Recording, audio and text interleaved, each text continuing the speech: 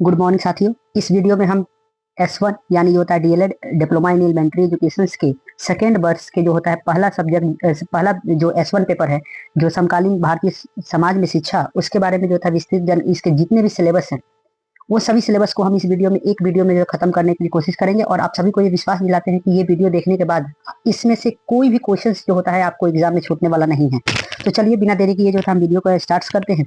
सबसे पहला जो क्वेश्चन है विभिन्नता। विविधता क्या है? विभिन्नता का शाब्दिक अर्थ जो होता है ना, वो होता है भिन्नता। यानी भिन्नता यानी जो भी भिन्नताएं पाई जाती हैं, भिन्नता यानी अलग अलग। विभिन्नता का जो शाब्दिक अर्थ होता है वो अलग अलग होता है। इसका डिफिनेशन देखेंगे, अर्थ देखेंगे। समाज या समूह में जो होता है लोगों, संस्कृतियों, भाषाओं, धर्मों, जातियों, आर्थिक परिस्थितियों, विचारों, क्षमताओं और जीवन शैली में मौजूद जो भी भिन्नताएं होती हैं वो सभी विभिन्नता होती हैं। ठीक, आगे बढ़ते हैं। इसका शाब्दिक अर्थ जो होता है, जैसे कि हमने बताया, इसका शाब्दिक अर्थ जो होता है अलग अलग होता है। ठीक, इसके प्रकार विभिन्नता के प्रकार को हम देखते हैं। विभिन्नता के कौन कौन से जो होता है प्रकार होते हैं। तो विभिन्नता के प्रकार भाषाई विभिन्नता हो जाती है, धार्मिक विभिन्नताएं हो जाती हैं। धार्मिक विभिन्नता में जो है बहुत सारे धर्म के जो होता है लोग होते हैं, जो हिंदू मुस्लिम सिख ईसाई ये सभी जो होता है, ये इसमें जो होता है धार्मिक विभिन्नता देखी जाती है। जातीय और संस्कृति विभिन्नता देखने को मिलती है।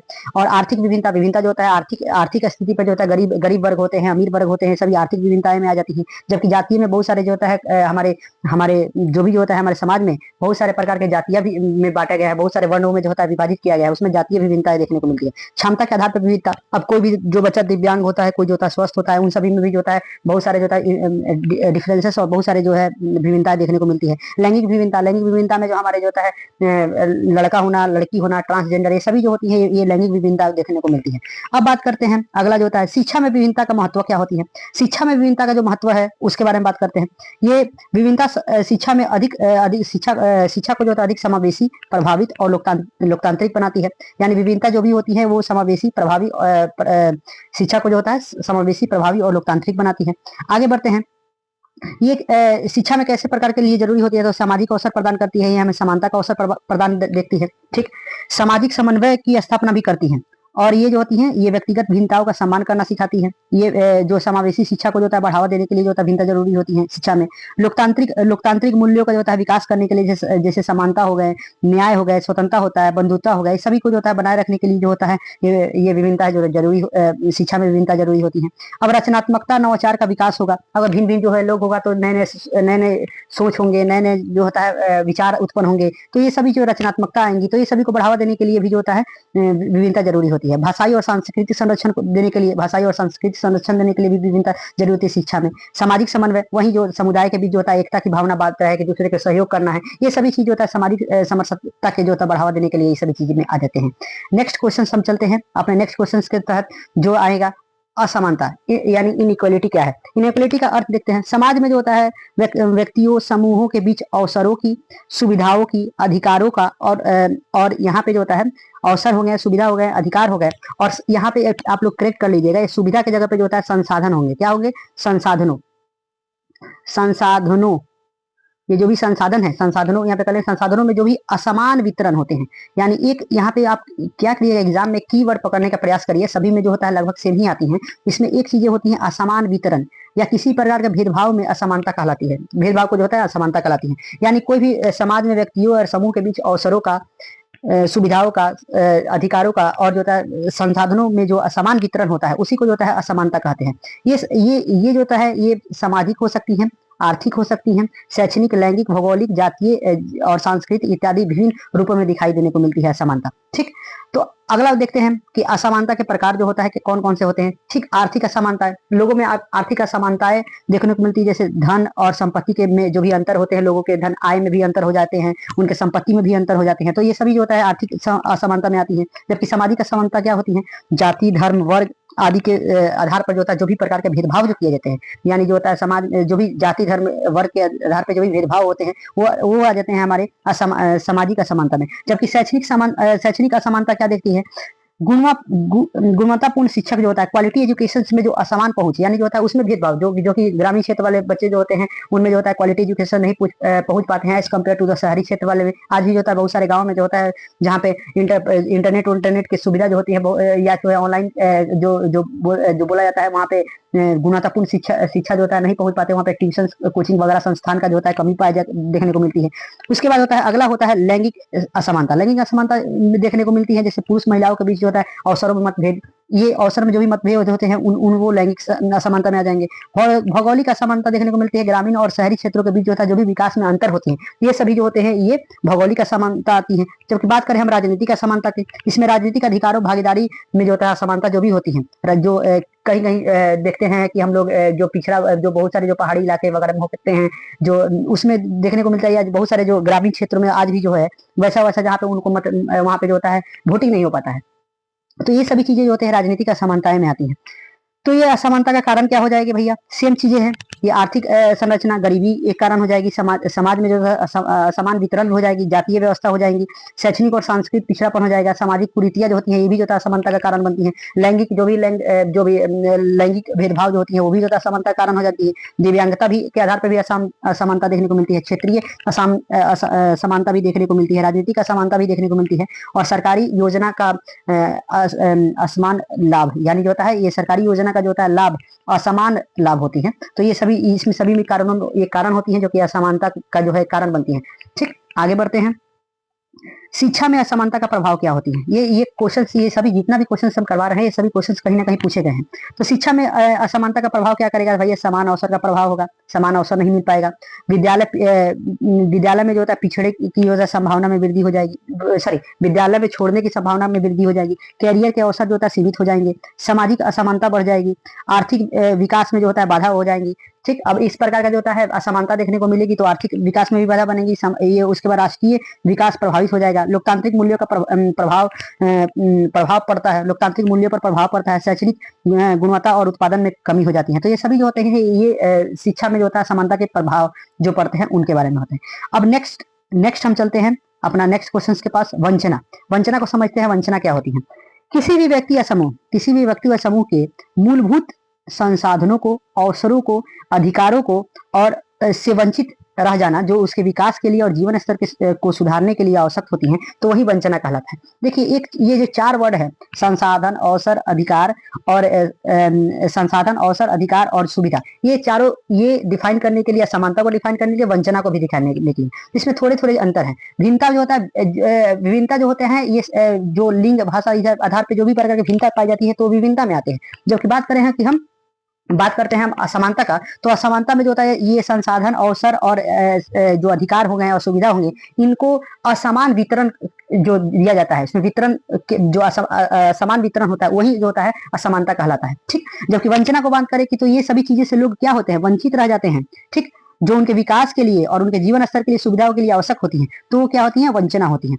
अब वंचना के प्रकार सेम जो भी असमानता के प्रकार होती हैं वो वंचना का प्रकार भी हो सकती हैं। जैसे जो होता है आर्थिक वंचना देखने को मिलती है, गरीबी, बेरोजगारी, कम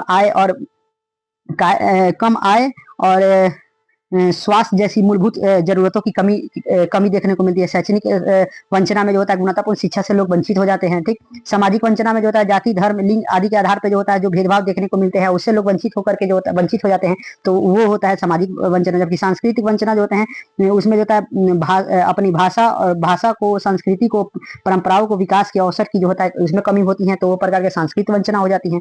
भौगोलिक वंचना नेक्स्ट आती है जो होता है भौगोलिक वंचना। भौगोलिक वंचना क्या होता है, ग्रामीण और दूर क्षेत्रों में सेवाओं और सुविधा की जो होता है कमी हो जाती है, वहाँ पे सेवाएं और सुविधा नहीं पहुंच पाती है, उससे लोग वंचित हो जाते हैं, किसी चीज से वंचित हो जाते हैं, वो भी चीजें। स्वास्थ्य वंचना जो होता है चिकित्सा सेवा, पोषण और स्वच्छता के अभाव में जो भी चीजें होती हैं तो वो स्वास्थ्य वंचना में आ जाती है। जबकि राजनीतिक वंचना में क्या हो जाएगा, निर्णय लेना, मतदान करना, राजनीति भागीदारी का अवसरों, ये सब का अभाव जहाँ देखने को मिलता है तो वहाँ पे राजनीतिक वंचना होती है। अब शिक्षा में वंचना का प्रभाव क्या होती है इसके बारे में हम जानेंगे। तो शिक्षा में जो होता है अवसरों का जो होता है का प्रभाव क्या होते हैं, इसमें शिक्षा में जो होता है वंचना का क्या प्रभाव होता है, तो शिक्षा के समान अवसर का अभाव हो जाता है। इसमें जब भी वंचित हो जाएंगे लोग तो समान अवसर सबको नहीं मिल पाएगा, विद्यालय छोड़ने का जो होता है दर रेट बढ़ जाएगा।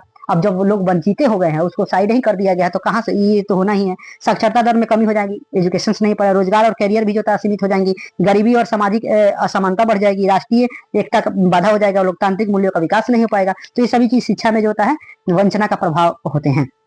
नेक्स्ट क्वेश्चन की तरफ चलते हैं। विद्यालय के अंदर असमानता, भेदभाव तथा वंचना के तत्व किस प्रकार समाहित है, यानी विद्यालय में ये सभी चीजें कैसे समाहित है उसके बारे में बात करेंगे। तो ये असमानता के तत्व कैसे समाहित है, तो विद्यालय में आर्थिक असमानता देखने को भी मिलती है। जैसे आर्थिक असमानता कैसे देखने को मिलती है कि जो भी जो ऊंचे जो धनी आदमी होते हैं वो क्या करते हैं, वो जो होता है निजी विद्यालयों में जाते हैं, यानी जो निजी विद्यालय में जाएंगे, जबकि जो होता है गरीब जो होते हैं वो क्या कहेंगे, वो गवर्नमेंट स्कूल्स में पढ़ने के लिए जाते हैं। तो इस समय के जो होता है आर्थिक असमानता भी देखने को मिलती है उन लोगों में, यानी उसके पास जो धनी बच्चे हैं उन लोगों के पास जो होता है बहुत सारे जो होता है डिवाइसेस होती हैं, बहुत सारे जो होता है ऑनलाइन क्लासेस के लिए, चाहे बहुत उनको मतलब सभी सुविधा जो होता है उनको मिलती है, लेकिन जो होता है गरीब बच्चे होता है उनको नहीं मिलते हैं। तो एक आर्थिक असमानता देखने को मिल जाती है। जबकि संसाधनों में असमान वितरण, यानी जो संसाधनों में असमान वितरण हो जाती है, जैसे प्रयोगशाला हो गया, पाठ्य पुस्तक हो गया, ये सभी चीजें जो होती हैं वो जो धनी स्टूडेंट्स होते हैं, धनी घर के स्टूडेंट होते हैं, उनके पास जो होता है ये सभी चीजें देखने को मिलती है। जबकि गरीब के पास जो होता है ये सभी सुविधाएं नहीं होती है, जो कि जो गाँव और पिछड़े वर्ग से आते हैं तो उनके पास ये सुविधा नहीं होती। जबकि शहर वाले बच्चों के पास ये सभी चीजें मिलती है। शिक्षक का पक्षपात होना भी जो होता है विद्यालय में देखने को मिलता है। एक असमानता के तत्वों में ही आते हैं जो विद्यालय में शिक्षक का पक्षपात, शिक्षक का जो होता है जो पक्षपात होते हैं, यानी जो तेज स्टूडेंट होते हैं उनके प्रति जो है शिक्षक का जो होता है रुझान जो है ज्यादा होते हैं, जबकि एज कम्पेयर टू जो कमजोर स्टूडेंट है उनको लेकर के कमजोर स्टूडेंट्स को पीछे बैठा देना, ये सभी चीजें जो होती हैं ये टीचर का जो होता है पक्षपात होता है। अवसरों की असमानता, अवसरों की जो होता है असमानता देखने को मिलती है। जो तेज बच्चे हैं उनको ज्यादा अवसर दिया जाएगा, या चाहे लड़की हो गई लड़के हो गए, एज कम्पेयर टू द लड़के को जो है ज्यादा अवसर मिलती है कोई भी चीजें करने के लिए। तो इस प्रकार का भी असमानता देखने को मिलती है। लैंगिक असमानता, जैसे लड़का लड़का से जो ज्यादा काम कराएंगे, कोई भी चीजों में ज्यादा भागीदारी देंगे, जबकि लड़की का पार्टनर जो भागीदारीता होती है वो कम हो जाएंगी पार्टनरशिप। क्षेत्रीय असमानता देखने को मिलती है। ग्रामीण और शहरी क्षेत्रों में भी जो होता है असमानता देखने को मिलेगी। ग्रामीण जो है, अगर बच्चे जो होते हैं कोई भी निजी स्कूल्स में, यानी जो होता है शहर वाले स्कूल्स में जाते हैं तो उनका भी उपवास और उनमें जो होता है असमानता देखने को मिल जाती है वहां पे भी। तो सामाजिक असमानता जो भी हो, सामाजिक असमानता भी जो है विद्यालय में देखने को मिलती है, यानी जाति के हिसाब से और भाषा के हिसाब से, संस्कृति के हिसाब से भी जो होता है भेदभाव होती है। अगर कोई भोजपुरी बोलने वाला चला गया कोई प्राइवेट स्कूल में चला जाता है तो वहाँ पे भी विद्यालय जो उस स्कूल के विद्यालय होते हैं उनमें भी उनको जो होता है उनको अलग ही नजर से देखा जाता है। तो ये सभी जो होते हैं वो सामाजिक असमानता में आ जाए। विद्यालय संसाधनों का असमान वितरण, हाँ ये भी जो होता है कारण हो जाती है विद्यालयों में। अब संसाधन में जो भी प्राइवेट स्कूल्स वाले यानी शहरी क्षेत्र वाले स्कूल्स वाले बच्चे होते हैं तो उनमें संसाधनों की जो होता है पर्याप्त संसाधन भरे पड़े होते हैं, या तो पुस्तकालय हो गए, या तो उनके बैग से लेकर के उनके शूज से लेकर के पूरे ड्रेसअप से लेकर सभी चीजें रहती है। जबकि ग्रामीण क्षेत्रों वाले बच्चों को जो होता है ये सभी चीजें से भी जो होता है ये असमानता देखने को मिलती है। मूल्यांकन में पक्षपात होते हैं। जो तेज बोलने वाले बच्चे होते हैं उनको भी जो होता है ये तो बहुत बड़ा एक चीज है। मूल्यांकन में पक्षपात होते हैं कि अगर कोई भी क्लास में, पहले हम लोग को क्लास में ऐसा देखने को मिलता था कि जो टॉप आ रहा है वो टॉपे आता था। तो सेम चीज अगर कोई क्वेश्चन अगर सेम लिखता है ना, चीटिंग करके भी अगर दो जन लिख देता है तो उसमें क्या होता है, जो तेज वाला होता है उसको ज्यादा मार्क्स मिल जाता है कम्पेयर टू जो कमजोर है। तो ये भी पक्षपात देखने को मिलता है क्योंकि ज्यादा टीचर्स का रुझान जो होता है तेज बच्चों की तरफ रहता है। आगे जो होता है अगला जो देखा जाता है सांस्कृतिक दृष्टि से भेदभाव भी देखने को मिलती है। भाषाई शिक्षा का अभाव देखने को, समावेशी शिक्षा का भी अभाव देखने को मिलता है। ये सभी जो होता है स्कूल्स में जो होता है, जो विद्यालय में जो होता है असमानता देखने को ये सभी चीजों में मिलती है। अब वंचना के तत्व कौन कौन से हैं? वंचना के तत्व शैक्षणिक वंचना हो जाएगा, पोषण और स्वास्थ्य से वंचित हो जाएगा, सांस्कृतिक वंचना हो जाएगा, तकनीकी वंचना हो जाएगा, विशेष रूप से जरूरत वाले बच्चों के अपेक्षा, ये सभी प्रकार के जो रहता है वो वंचना हो जाती है विद्यालयों में देखने को मिलती है। नेक्स्ट क्वेश्चन की तरफ चलते हैं। एक शिक्षक के रूप में जो होता है विद्यालय में जो होता है, विद्यालय में जाति के हिसाब से और भाषा के हिसाब से जो असमानता होती है उनका समाधान एक शिक्षक के रूप में हम कैसे करेंगे इसके बारे में हम बात करते हैं। तो एक शिक्षक के रूप में जो होता है क्या होता है, भेद भाव रहित वातावरण जो है बनाएंगे। एक ऐसा वातावरण बनाएंगे जिससे किसी प्रकार का भेदभाव नहीं होगा। मातृभाषा और स्थानीय भाषा का प्रयोग करेंगे। इस भाषा का प्रयोग करके जो होता है उसमें क्या है, किसी प्रकार की असमानता देखने को नहीं मिलेगी और एक अच्छा भाषाई आधार पे जो होता है, भाषाई आधार पे भी जो होता है असमानता देखने को मिलती है। और चाहे लोग जो होता है, जो जैसे कि हमने बताया कि जो भोजपुरी बोलने वाला होता है, हिंदी बोलने वाला होता है, उनमें भी जो होता है असमानता देखने को मिलती है, उन्हें हीन भाव से देखा जाता है। तो ये मातृभाषा और स्थानीय भाषा का प्रयोग करके जो होता है हम लोगों में जो होता है क्या करेंगे, उन लोगों में जो होता है जो भी असमानता होंगी उनको जो होता है हम ठीक कर सकते हैं। सभी बच्चों को जो होता है समान अवसर देंगे, सभी बच्चों को समान अवसर देंगे, इस प्रकार से भेदभाव नहीं होगा। समावेशी शिक्षा को जो है बढ़ावा देंगे, समावेशी शिक्षा को बढ़ावा देना। समूह आधारित गतिविधियां करा करके शिक्षक विधियों को जो होता है विभिन्नता ला करके, जो अगर कोई स्टूडेंट जो होता है किसी एक टीचिंग मेथड से नहीं समझ रहा है तो उसे जो होता है अलग अलग जो होता है टीचिंग मेथड से अलग अलग तरीका से जो उसको पढ़ाएंगे। इसमें जो होता है जो नहीं समझने वाला बच्चा होता है वो भी समझेगा और वो भी जो होता है उसमें किसी प्रकार का भेदभाव नहीं होगा। बच्चों में नैतिक मूल्यों का जो होता है नैतिक मूल्यों का विकास कराएंगे, यानी दूसरे को सम्मान कराना, सबको जो होता है एक दूसरे को आपस में प्रेम का भावना बनाकर रखना, एक दूसरे का जो होता है भाषा का सम्मान करना, एक दूसरे का जो होता है जाति का सम्मान करना, ये सभी प्रकार के नैतिक मूल्यों को जो होता है और सहयोग करने का जो होता है भावना जो होता है उसको उत्पन्न करा करके जो होता है इसका समाधान करेंगे। जबकि अभिभावकों के साथ जो होता है सहयोग करना, अभिभावकों के साथ जो होता है उनका भी सहयोग लेंगे और इसमें सहयोग करके ये भी जो होता है ये कर सकते हैं। विशेष सहायता प्रदान करना, बच्चों को, जो भी बच्चे जो कमजोर बच्चे हैं, चाहे ऐसा कुछ भी है जिसके आधार पर उन्हें ज्यादा समानता हो रही है, तो उस पर जो होता है उनके उनको विशेष सहायता प्रदान करना, यानी चाहे जो भी उनको प्रॉब्लम है उसका समाधान करना ही होता है, ये भी कर सकते हैं। और आत्म मूल्यांकन करके सबसे बड़ा चीज होता है, टीचर जो होता है खुद को आत्म मूल्यांकन करे, अपने आप को ट्रेन करे, तो ताकि जो होता है जो भी जो होता है बच्चे के जो होता है कमियां को जो दूर करने के लिए इस तरीके से जो होता है दूर किया जा सकता है। क्वेश्चन भेदभाव।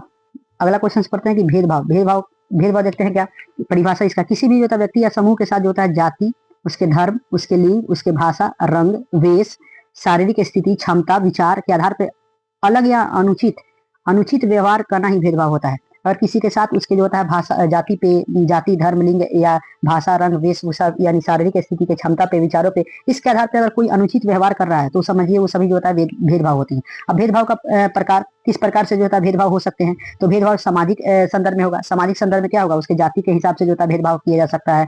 ये सभी जो होता है ये जाति जो भी होती है, भाषा होती है, सभी जो होता है वो हमारे सामाजिक भेदभाव में आती है। आर्थिक भेदभाव जो होता है उसके धन और आर्थिक स्थिति के आधार पर जो होता है भेदभाव जो किया जाए, उसके साथ दुर्व्यवहार किया जाए, उसके साथ अच्छा व्यवहार नहीं किया जाए, तो ये जो होता है आर्थिक व्यवहार में आता है। जबकि लैंगिक पुरुष या महिला के आधार पर भेदभाव होता है तो वो लैंगिक भेदभाव होती है। जबकि क्षमता आधारित भेदभाव जो होती है ये विकलांग और विशेष आवश्यकता वाले बच्चों के साथ जो भेदभाव होता है वो क्षमता आधारित भेदभाव होती है। नक्सल और रंग जो होती है या काला, गोरा, उजला, ये सभी जो भी होते हैं उन सभी के आधार पर जो भी भेदभाव होती है वो नस्लीय भेदभाव होती है। जबकि सांस्कृतिक भेदभाव क्या होती है, भाषा, सांस्कृतिक परंपराओं के आधार पर जो भी भेदभाव होती है वो जो होती है वो सांस्कृतिक भेदभाव में आती है। जबकि संस्थान भेदभाव अगर किसी विद्यालय और संस्थान के नियमों और नीतियों के कारण जो भी नीतियों के कारण जो होता भेदभाव होती है वो संस्थान के जो संस्थागत भेदभाव में आती हैं।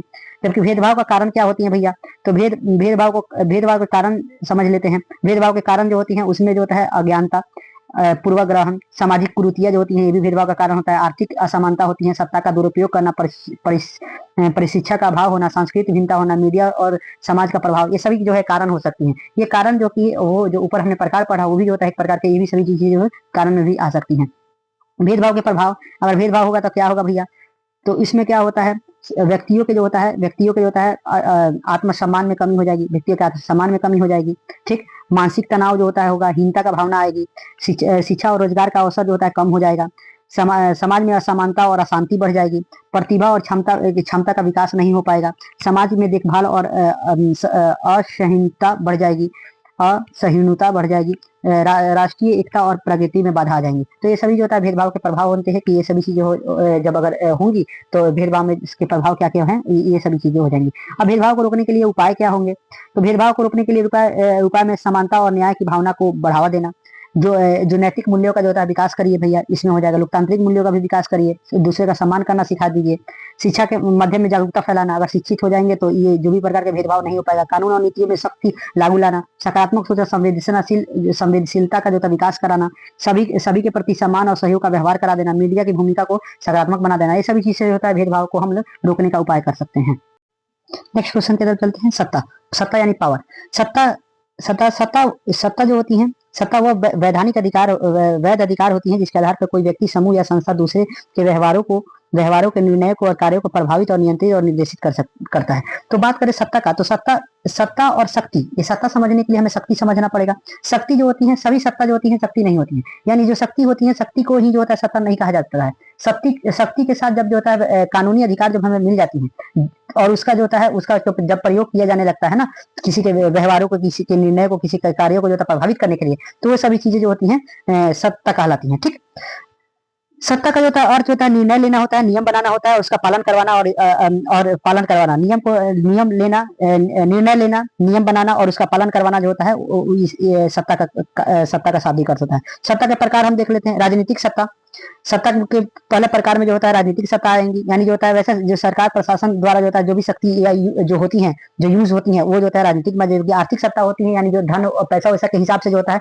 संपत्ति के आधार पर जो होता है नियंत्रण करना किसी चीज को। ठीक, तो वो जो होता है आर्थिक सत्ता हो जाती है। सत्ता यहाँ पे समझने वाली बात है कि सत्ता जो होती है वो क्या होती है। सत्ता जो होती है किसी के जो होता है जो किसी के जो व्यवहारों को, उनके कार्यों को, इन सभी चीजों को जब नियंत्रित किया जाता है, यानी शक्ति का प्रयोग किया जाता है कानूनी तौर पर, यानी जो आधिकारिक तौर पर जो होता है उसका जब यूज किया जाने लगता है तो उसी को सत्ता कहते हैं। ठीक, तो नेक्स्ट देखते हैं। नेक्स्ट होता है सांस्कृतिक सत्ता, जो क्या होती है समाज के जो होता है मूल्य, विचारों और शिक्षा परंपराओं द्वारा जो होने वाली जो भी शक्तियां जो होती हैं होने वाली जो भी शक्तियां वो सांस्कृतिक सत्ता में आती हैं, जबकि सामाजिक सत्ता में जाति, धर्म, लिंग आदि के आधार पर जो लोगों के द्वारा प्रभाव डालने की शक्ति जो होती है वो सामाजिक सत्ता में आ जाती है। जबकि धार्मिक सत्ता जो होती है, धार्मिक विश्वास, ग्रंथों, संस्थाओं के आधार पर जो भी नियंत्रण की शक्ति होती है वो भी जो होती है वो धार्मिक सत्ता में आ जाती है। जबकि पारंपरिक सत्ता जो होती है वो रीति रिवाज, परंपरा और पुराने मान्यताओं के आधार पर जो चलने वाली जो शक्तियां होती हैं वो पारंपरिक सत्ता में आ जाती है। जबकि जो बात करें वैधानिक सत्ता जो होती है वो होती है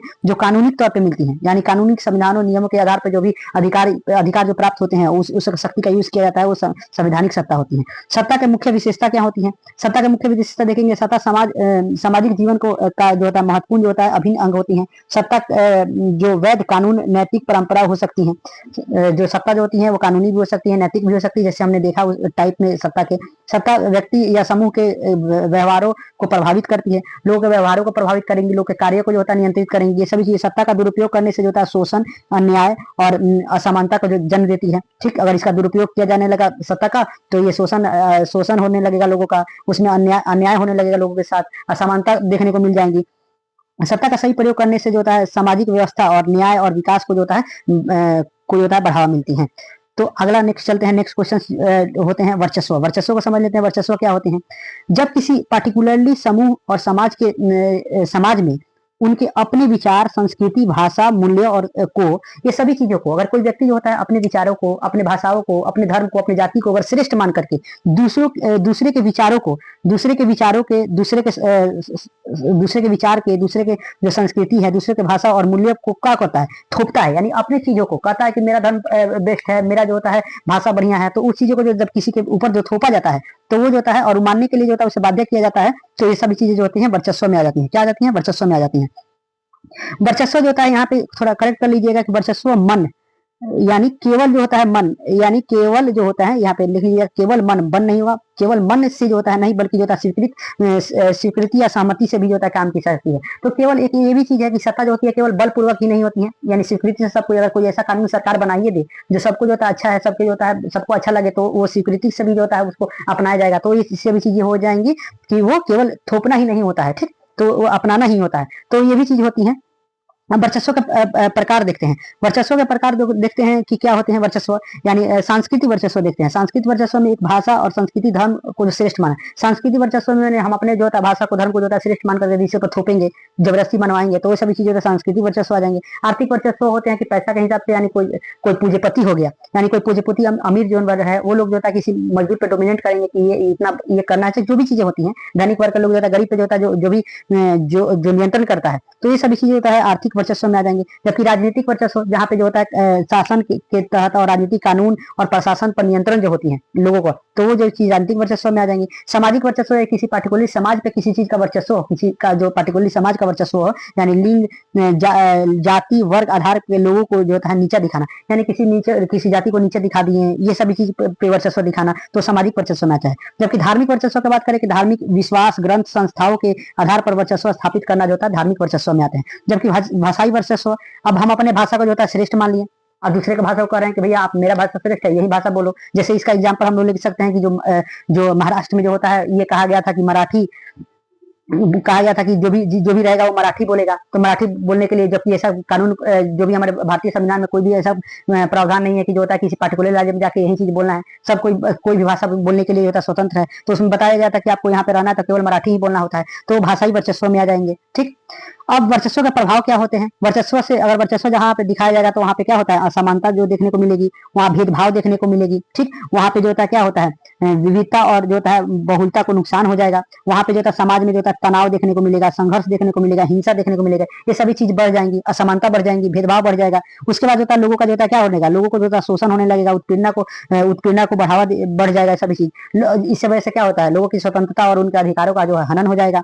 ठीक, और इसका वर्चस्व को अब खत्म करने का उपाय क्या होगा? सबसे सटीक उपाय है शिक्षा। शिक्षा सब चीजों का जो होता है उपाय का जो जड़ है, शिक्षा दीजिए, सब चीज उपाय होता है। ठीक, तो सबसे पहला जो होता है इसमें लोगों का जो होता है सबसे पहले समानता और न्याय की भावना को बढ़ा दीजिए, लोगों का सम्मान करना सिखा दीजिए कि हम अपना जो होता है, हम अपना भाषा तो ठीक है, लोगों का भाषा का भी सम्मान करें, सभी भाषा का सम्मान करें, सभी धर्मों का सम्मान करें। शिक्षा और जागरूकता के माध्यम से भी सोच बदला जा सकता है। सभी भाषाओं, संस्कृति और विचारों का सम्मान करें, सभी भाषाओं का सम्मान करें, सभी धर्मों का सम्मान करें, सभी संस्कृतियों का सम्मान करें। ठीक, नैतिक मूल्य का जो होता है विकास करके मानव अधिकारों का जो होता है बढ़ावा देना, ये सभी चीजें जो होते हैं वर्चस्व को खत्म करने के लिए उपाय होती हैं।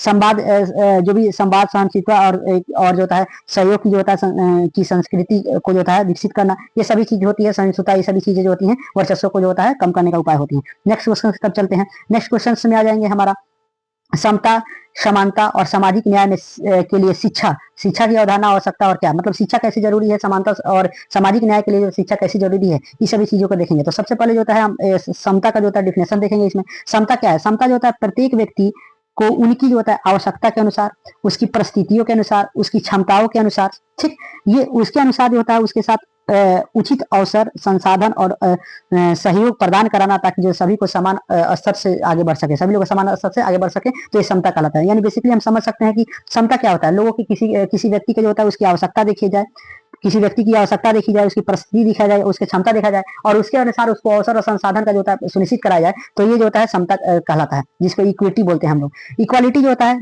या समानता क्या बोलता है? समानता का अर्थ होता है सभी व्यक्ति को जो होता है समान अवसर दे, मतलब या उसका परिस्थिति को ना देखे कि कैसा परिस्थिति है। यानी कहने का मतलब समानता ये कहेगा ना कि समानता जो होता है ये कह देगा कि अगर किसी को जो होता है 80 नंबर लाना है, अगर कोई जो होता है फिजिकली हैंडीकैप है, वो भी जो होता है 80 नंबर लाए तो पास हो जाएगा। यानी बेसिकली आप समझिए, अगर किसी को 80 किलोमीटर दौड़ना है तो कहा जाएगा कि जो दिव्यांग व्यक्ति हैं उनको भी कहा जाएगा कि आप भी 80 मीटर दौड़िए, और जो होता है जो स्वस्थ है उनको भी कहा जाएगा 80 मीटर दौड़िए, तब जाके जो होता है ये हो गया। लेकिन जो होता है अगर जो होता है ये चीज होंगी, तो अगर उनकी क्षमता के अनुसार जो होता है उसको अगर कोई संसाधन में और इसी चीज को दिया जाता है, तो जो होता है उनमें कुछ छूट दिया जाएगा, जैसे रिजर्वेशन भी क्षमता का हो जाएगा। ठीक, तो ये सभी चीजें होती हैं, ये इसकी डिफिनेशन हो गई। आगे बढ़ते हैं सामाजिक न्याय। सामाजिक न्याय क्या होती है? सामाजिक न्याय का अर्थ होता है समाज के जो होता है प्रत्येक व्यक्ति को बिना भेदभाव और बिना भेदभाव के जो होता है समान अधिकार को और अवसर दिलाना तथा विषमता को दूर करना ही जो होता है वो होता है सामाजिक न्याय कहलाता है।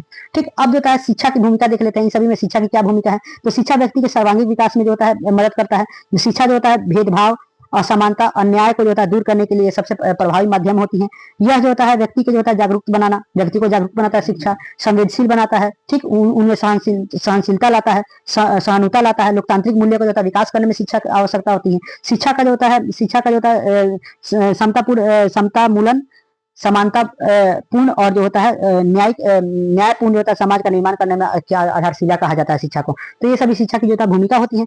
अब जो होता है शिक्षा आवश्यक क्यों है, इसके बारे में हम देख लेते हैं। क्यों आवश्यक है शिक्षा? तो सभी के लिए समान अवसर प्रदान करने के लिए, क्या करने के लिए? समान अवसर प्रदान करने के लिए आवश्यक है। ठीक, सामाजिक भेदभाव, जो भी छुआछूत, जाति, लिंग जो के आधार पे, धर्म के आधार पे जो भी भेदभाव होते हैं उसको खत्म करने के लिए होता है ये शिक्षा आवश्यक है। शिक्षा जो होता है वंचित और कमजोर वर्गों को जो होता है मुख्य धारा से जोड़ने के लिए जो होता है जरूरी होती है। शिक्षा जो होता है राष्ट्रीय के जो होता है राष्ट्र के समावेश और सतत विकास के लिए, किसी भी लोगों का जो होता है सतत विकास के लिए जो होता है समावेशन के लिए शिक्षा जरूरी होती है। ठीक, लोकतांत्रिक मूल्य और मानवीय अधिकारों का जो होता है स्थापना करने के लिए शिक्षा जरूरी होती है। शिक्षा जो होता है सामाजिक सद्भावना, भाईचारा और राष्ट्रीय एकता को बढ़ावा देने के लिए जरूरी होती है।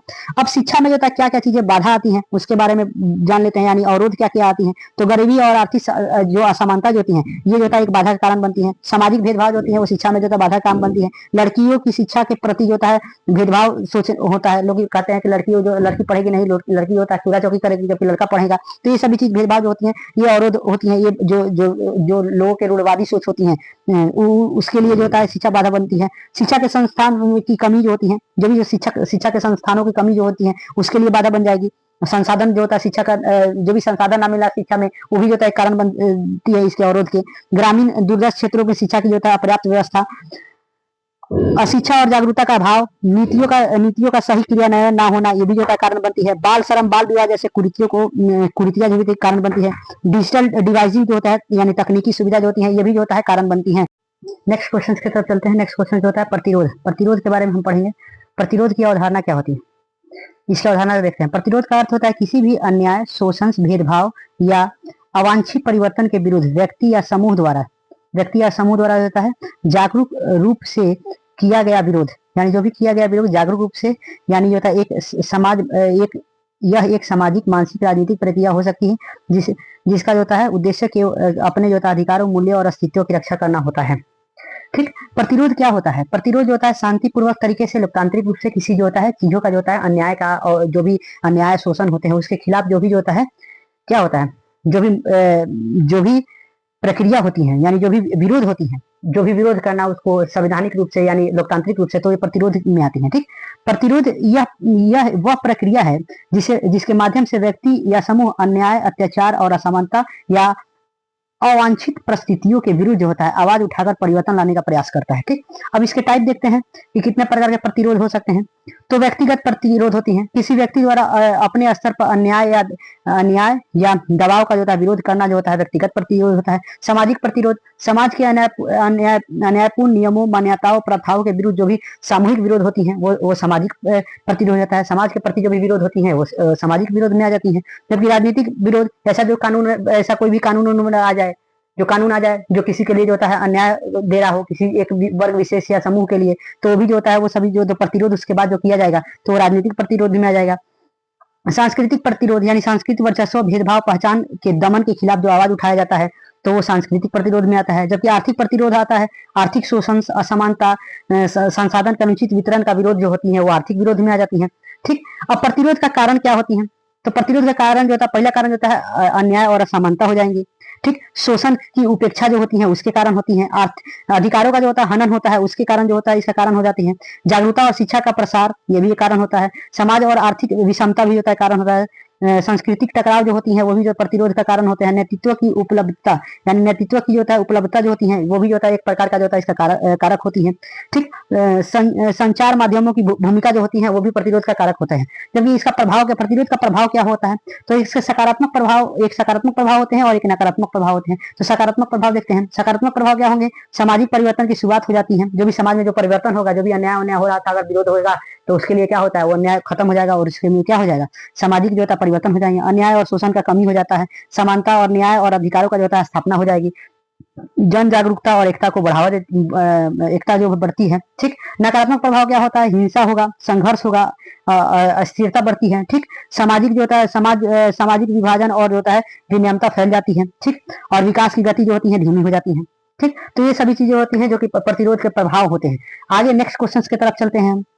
अगला क्वेश्चन हमारा होता है कि भारतीय संविधान में जो के अनुच्छेद जो होते हैं उसमें सामाजिक न्याय के सिद्धांत यानी निर्देशक जो भी बोलते हैं निर्देश सिद्धांत जो होती हैं व्याख्या करे और उसकी जो शिक्षा और शिक्षा के जो संवैधानिक प्रावधानों का वर्णन भारतीय समाज के संविधान में करे। ठीक। तो बात करते हैं भारतीय संविधान भाग 4 में, यानी जो भाग 4 में जो होता है नीति निर्देशक तत्व का वर्णन किया गया है जो भाग 4 है और अनुच्छेद 36 से लेकर के 51 तक होता है। ठीक। सामाजिक न्याय और जो सामाजिक न्याय के जो होता है सिद्धांत भारतीय संविधान में भाग 4 के अनुच्छेद 36 से लेकर 51 तक निर्देशिक सिद्धांत का वर्णन किया गया है। ये सिद्धांत राज्य के समकालीन आर्थिक और राजनीतिक न्याय स्थापित करने के लिए जो मार्गदर्शित होती है। तो ये जो होती है जो भी ये क्यों वर्णित होता है? तो ये आर्थिक, सामाजिक, राजनीतिक और राजनीतिक न्याय को जो होता है स्थापित करने के लिए किया जाता है। यद्यपि जो होता है न्यायालय के जो होता है परिवर्तनीय नहीं है। ये इसके लिए जो होता है हम न्यायालय में नहीं जा सकते हैं। ये हर एक ये जो हमारे डीपीएसपी होती हैं या नीति निर्देशक तत्व इसके लिए हम जो होता है सुप्रीम कोर्ट या हाई कोर्ट या कोई भी न्यायालय में जो होता है नहीं जा सकते हैं। ठीक। उसके बाद आगे देखते हैं सामाजिक न्याय नैतिक सिद्धांत की बात करते हैं तो समानता का अधिकार देता है। यानी आर्टिकल जो होता है समानता का 14 से लेकर 18 तक हमें जो देखते हैं वो समानता का अधिकार देखते हैं। ठीक। आर्थिक न्याय, इसमें धन और जो संसाधन का जो होता है वितरण यानी वितरण सुधार लीजिएगा इसको, वितरण इस प्रकार जो होता है कि सभी प्रकार प्राप्त जीवन एथी करें। सामाजिक न्याय की बात करता है। श्रमिक और संसाधनों की बात करता है जिसमें जो होता है सभी के लिए निर्वाह योग्य मजदूरी का भी बात किया जाता है। इसमें सभी के लिए जीविका प्रबंध कराना ही बात किया जाता है इसमें। ठीक।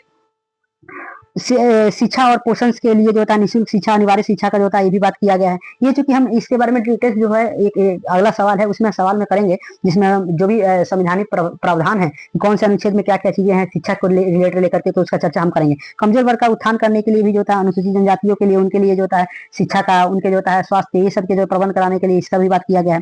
ठीक। आगे बढ़ते हैं। संविधान में जो शैक्षणिक प्रावधान है यहाँ पे थोड़ा ऊपरी तौर पर देख लेते हैं, लेकिन इसका मेन क्वेश्चन जो होता है एक अलग जो है जो कि हमारे एग्जाम में शायद 2023 के जो लॉन्ग आंसर टाइप क्वेश्चंस में पूछा गए थे। आर्टिकल 21 में देखा गया, जिसमें 6 से 14 वर्ष के बच्चों को निःशुल्क और अनिवार्य शिक्षा देने का जो था प्रावधान है। ये जो था 86 संवैधानिक संशोधन जो हुआ था 2002 में, उसके तहत लाया गया था। अनुच्छेद 15 जो होता है, यही नीति तत्वों में बात किया गया है, जो कि इसी से जो होता है उसी से उठा करके ला करके किसी में रखा गया था। अब जो होता है इसमें ECCE यानी अर्ली चाइल्डहुड केयर का बात किया जाता है, यानी 0 से 6 वर्ष के बच्चों तक की जो होता है देखभाल और उनके शिक्षा का प्रावधान जो होता है, इसका बात किया गया है। आर्टिकल 46 में जो था अनुसूचित जनजातियों के लिए और कमजोर वर्ग के लिए लोग के लिए शिक्षक शैक्षिक और आर्थिक जो होता है सहायता उपलब्ध कराने का प्रावधान दिया गया है।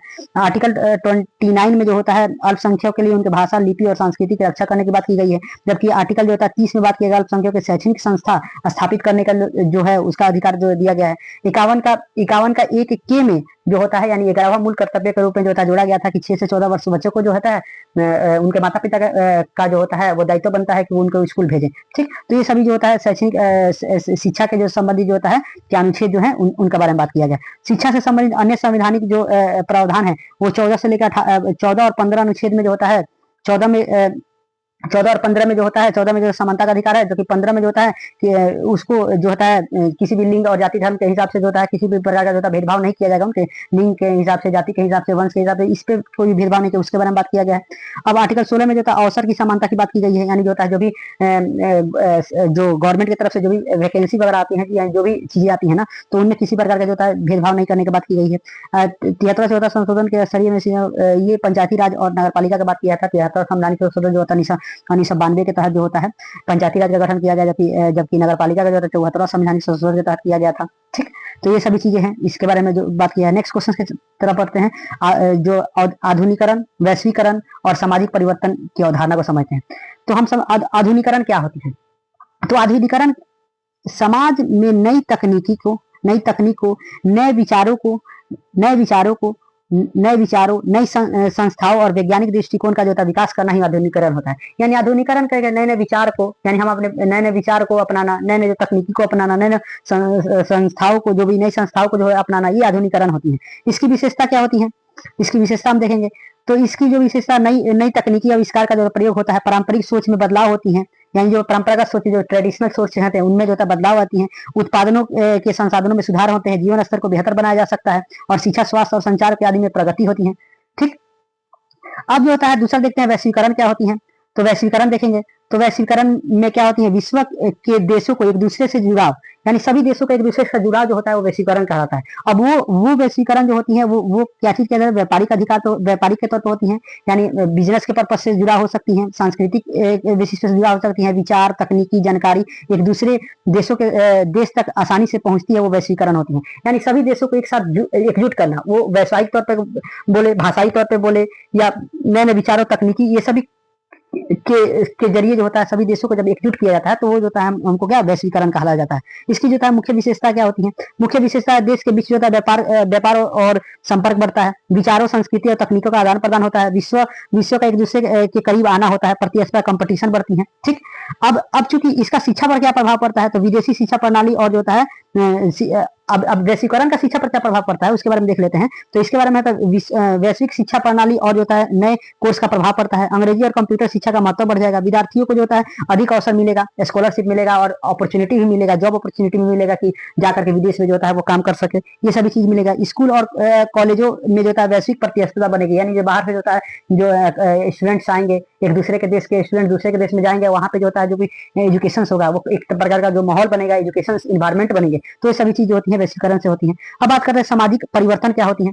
जो भी समाज में समय समय के साथ जो भी बदलाव आती हैं, ठीक, जो भी बदलाव आती है उसे ये बदलाव जो होता है आर्थिक रूप से आए या राजनीतिक रूप से आए, सांस्कृतिक रूप से, तकनीकी रूप से आए या मान्यताओं में हो सकते हैं। तो जो भी परिवर्तन आते हैं समाज में, जो भी बदलाव आते हैं समय समय पे, तो वो जो होती है वो क्या होते हैं? सामाजिक परिवर्तन कहलाते हैं। अब सामाजिक परिवर्तन का जो होता है मुख्य विशेषता क्या है? समय के साथ जो होता है समाज में जो होता है बदलाव आता है, पुरानी परंपराओं और कुरीतियों को जो होता है कमी देखने को मिलती है, नई मान्यता और मूल्य विकसित होते हैं, जबकि लोगों के सोच, व्यवहार और जीवन शैली में बदलाव होती है। अब शिक्षा का क्या प्रभाव पड़ता है जो कि सामाजिक परिवर्तन से?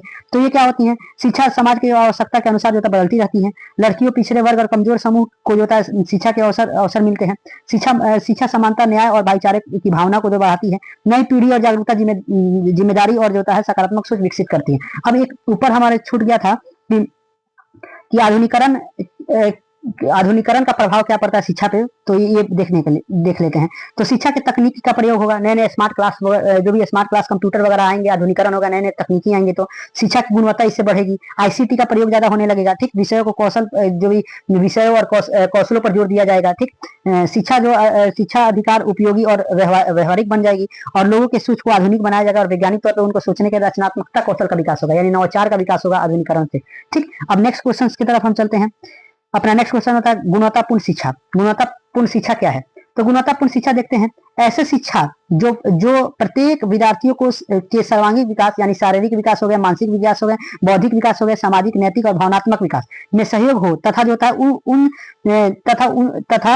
तथा जीवन जीने की समस्या का समाधान करने का और समाज में योगदान देने की जो होता है उसको क्या बोलते हैं, उसको सक्षम बनाता है, तो वही जो होता है गुणवत्तापूर्ण शिक्षा होता है। अब गुणवत्तापूर्ण शिक्षा एक लाइन में हम समझे क्या होता है। गुणवत्तापूर्ण शिक्षा क्वालिटी एजुकेशन होते हैं, यानी जो होता है क्या, बच्चों का जो संपूर्ण विकास करे, यानी बच्चों का संपूर्ण विकास करे, उनको समस्याओं को समझे और समस्याओं का समाधान करे।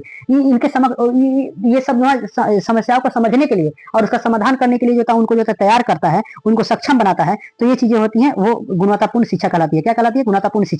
अब इसकी विशेषता देख लेते हैं क्या होती है। तो ये जो होता है गुणवत्तापूर्ण शिक्षा जो होता है समान अवसर प्रदान करती है, व्यक्ति का जो समग्र विकास करती है। समग्र विकास में समझिए गए कि हमारे शारीरिक विकास हो, मानसिक विकास हो, बौद्धिक विकास हो, सामाजिक विकास हो या संवेदिक विकास हो, सभी भावनात्मक विकास हो, सभी आ जाते हैं।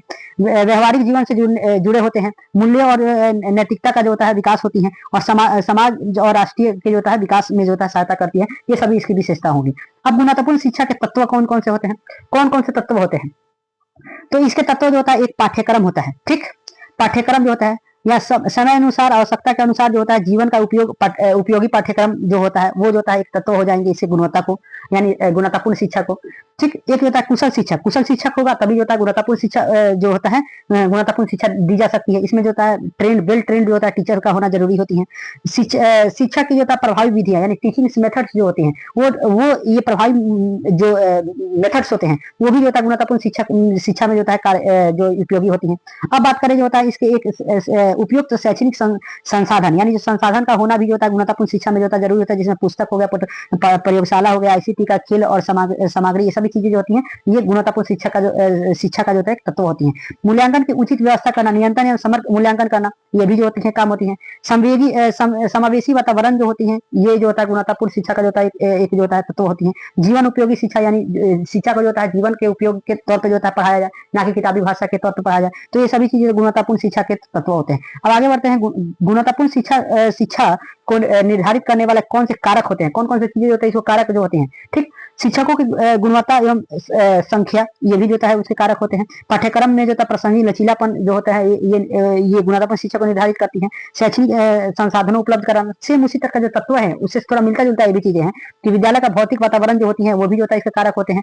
भौतिक वातावरण से जो होते हैं, भौतिक स्ट्रक्चर से जो होता है बच्चे उससे भी सीखते हैं बहुत सारी चीजें। विद्यालय के जो होता है सामाजिक, आर्थिक और सांस्कृतिक पृष्ठभूमि, अभिभावकों के सहभागी जो होती है, ये भी जो होता है गुणवत्तापूर्ण शिक्षा में जो होता है मदद करते हैं। शैक्षणिक प्रशासन और प्रबंध में गुणवत्ता लाना, सरकारी नीतियों और योजना और बजट वाला कितना बजट है, ये सभी चीजें जो होती है गुणवत्तापूर्ण शिक्षा को निर्धारित करती है। प्रौद्योगिकी आईसीटी का उपयोग करना, ये भी जो होता है गुणवत्तापूर्ण शिक्षा को निर्धारित करने वाले कारक होते हैं।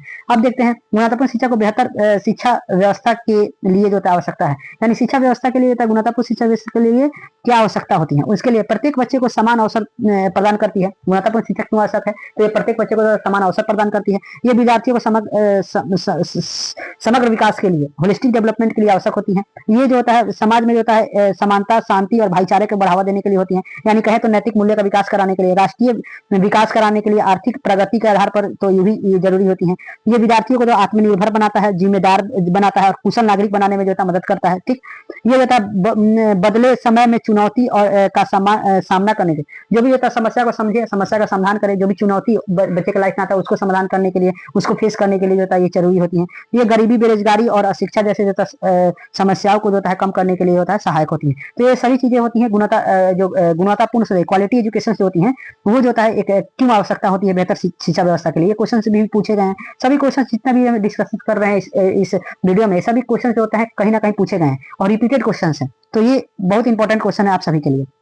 नेक्स्ट क्वेश्चन देखते हैं, शिक्षा की अवधारणा और शिक्षा व्यवस्था की जो है सुधार हेतु सुझाव क्या होती है, इसके बारे में देखते हैं। अब शिक्षा की अवधारणा समझते हैं। शिक्षा वो प्रक्रिया है जिसके द्वारा जो है व्यक्ति के शारीरिक, मानसिक, बौद्धिक, नैतिक और सामाजिक तथा आध्यात्मिक विकास होते हैं। तथा वो अपने जो होता है जीवन को बेहतर बनाकर जो होता है समाज के राष्ट्रीय के विकास के लिए योगदान देता है। तो ये शिक्षा का जो होता है अवधारणा होता है, मतलब एक लाइन में बोले तो शिक्षा का जो होता है वो प्रक्रिया है जिसके द्वारा एक व्यक्ति का जो होता है सर्वांगीण विकास होता है, वो होता है शिक्षा का। शिक्षा का जो होता है मतलब जो होता है केवल किताबी ज्ञान नहीं होती है। शिक्षा का मतलब जो होता है व्यक्ति का जो होता है बिहेवियर यानी जो होता है उसके व्यवहारों में परिवर्तन लाना ही शिक्षा का जो होता है मेन अर्थ होता है। अब शिक्षा का जो होता है व्यवस्था को सुधारने हेतु सुझाव कौन कौन से हैं? सभी के लिए समान और निःशुल्क जो होता है व्यवस्था लाना जो होता है, ये सुझाव होते हैं।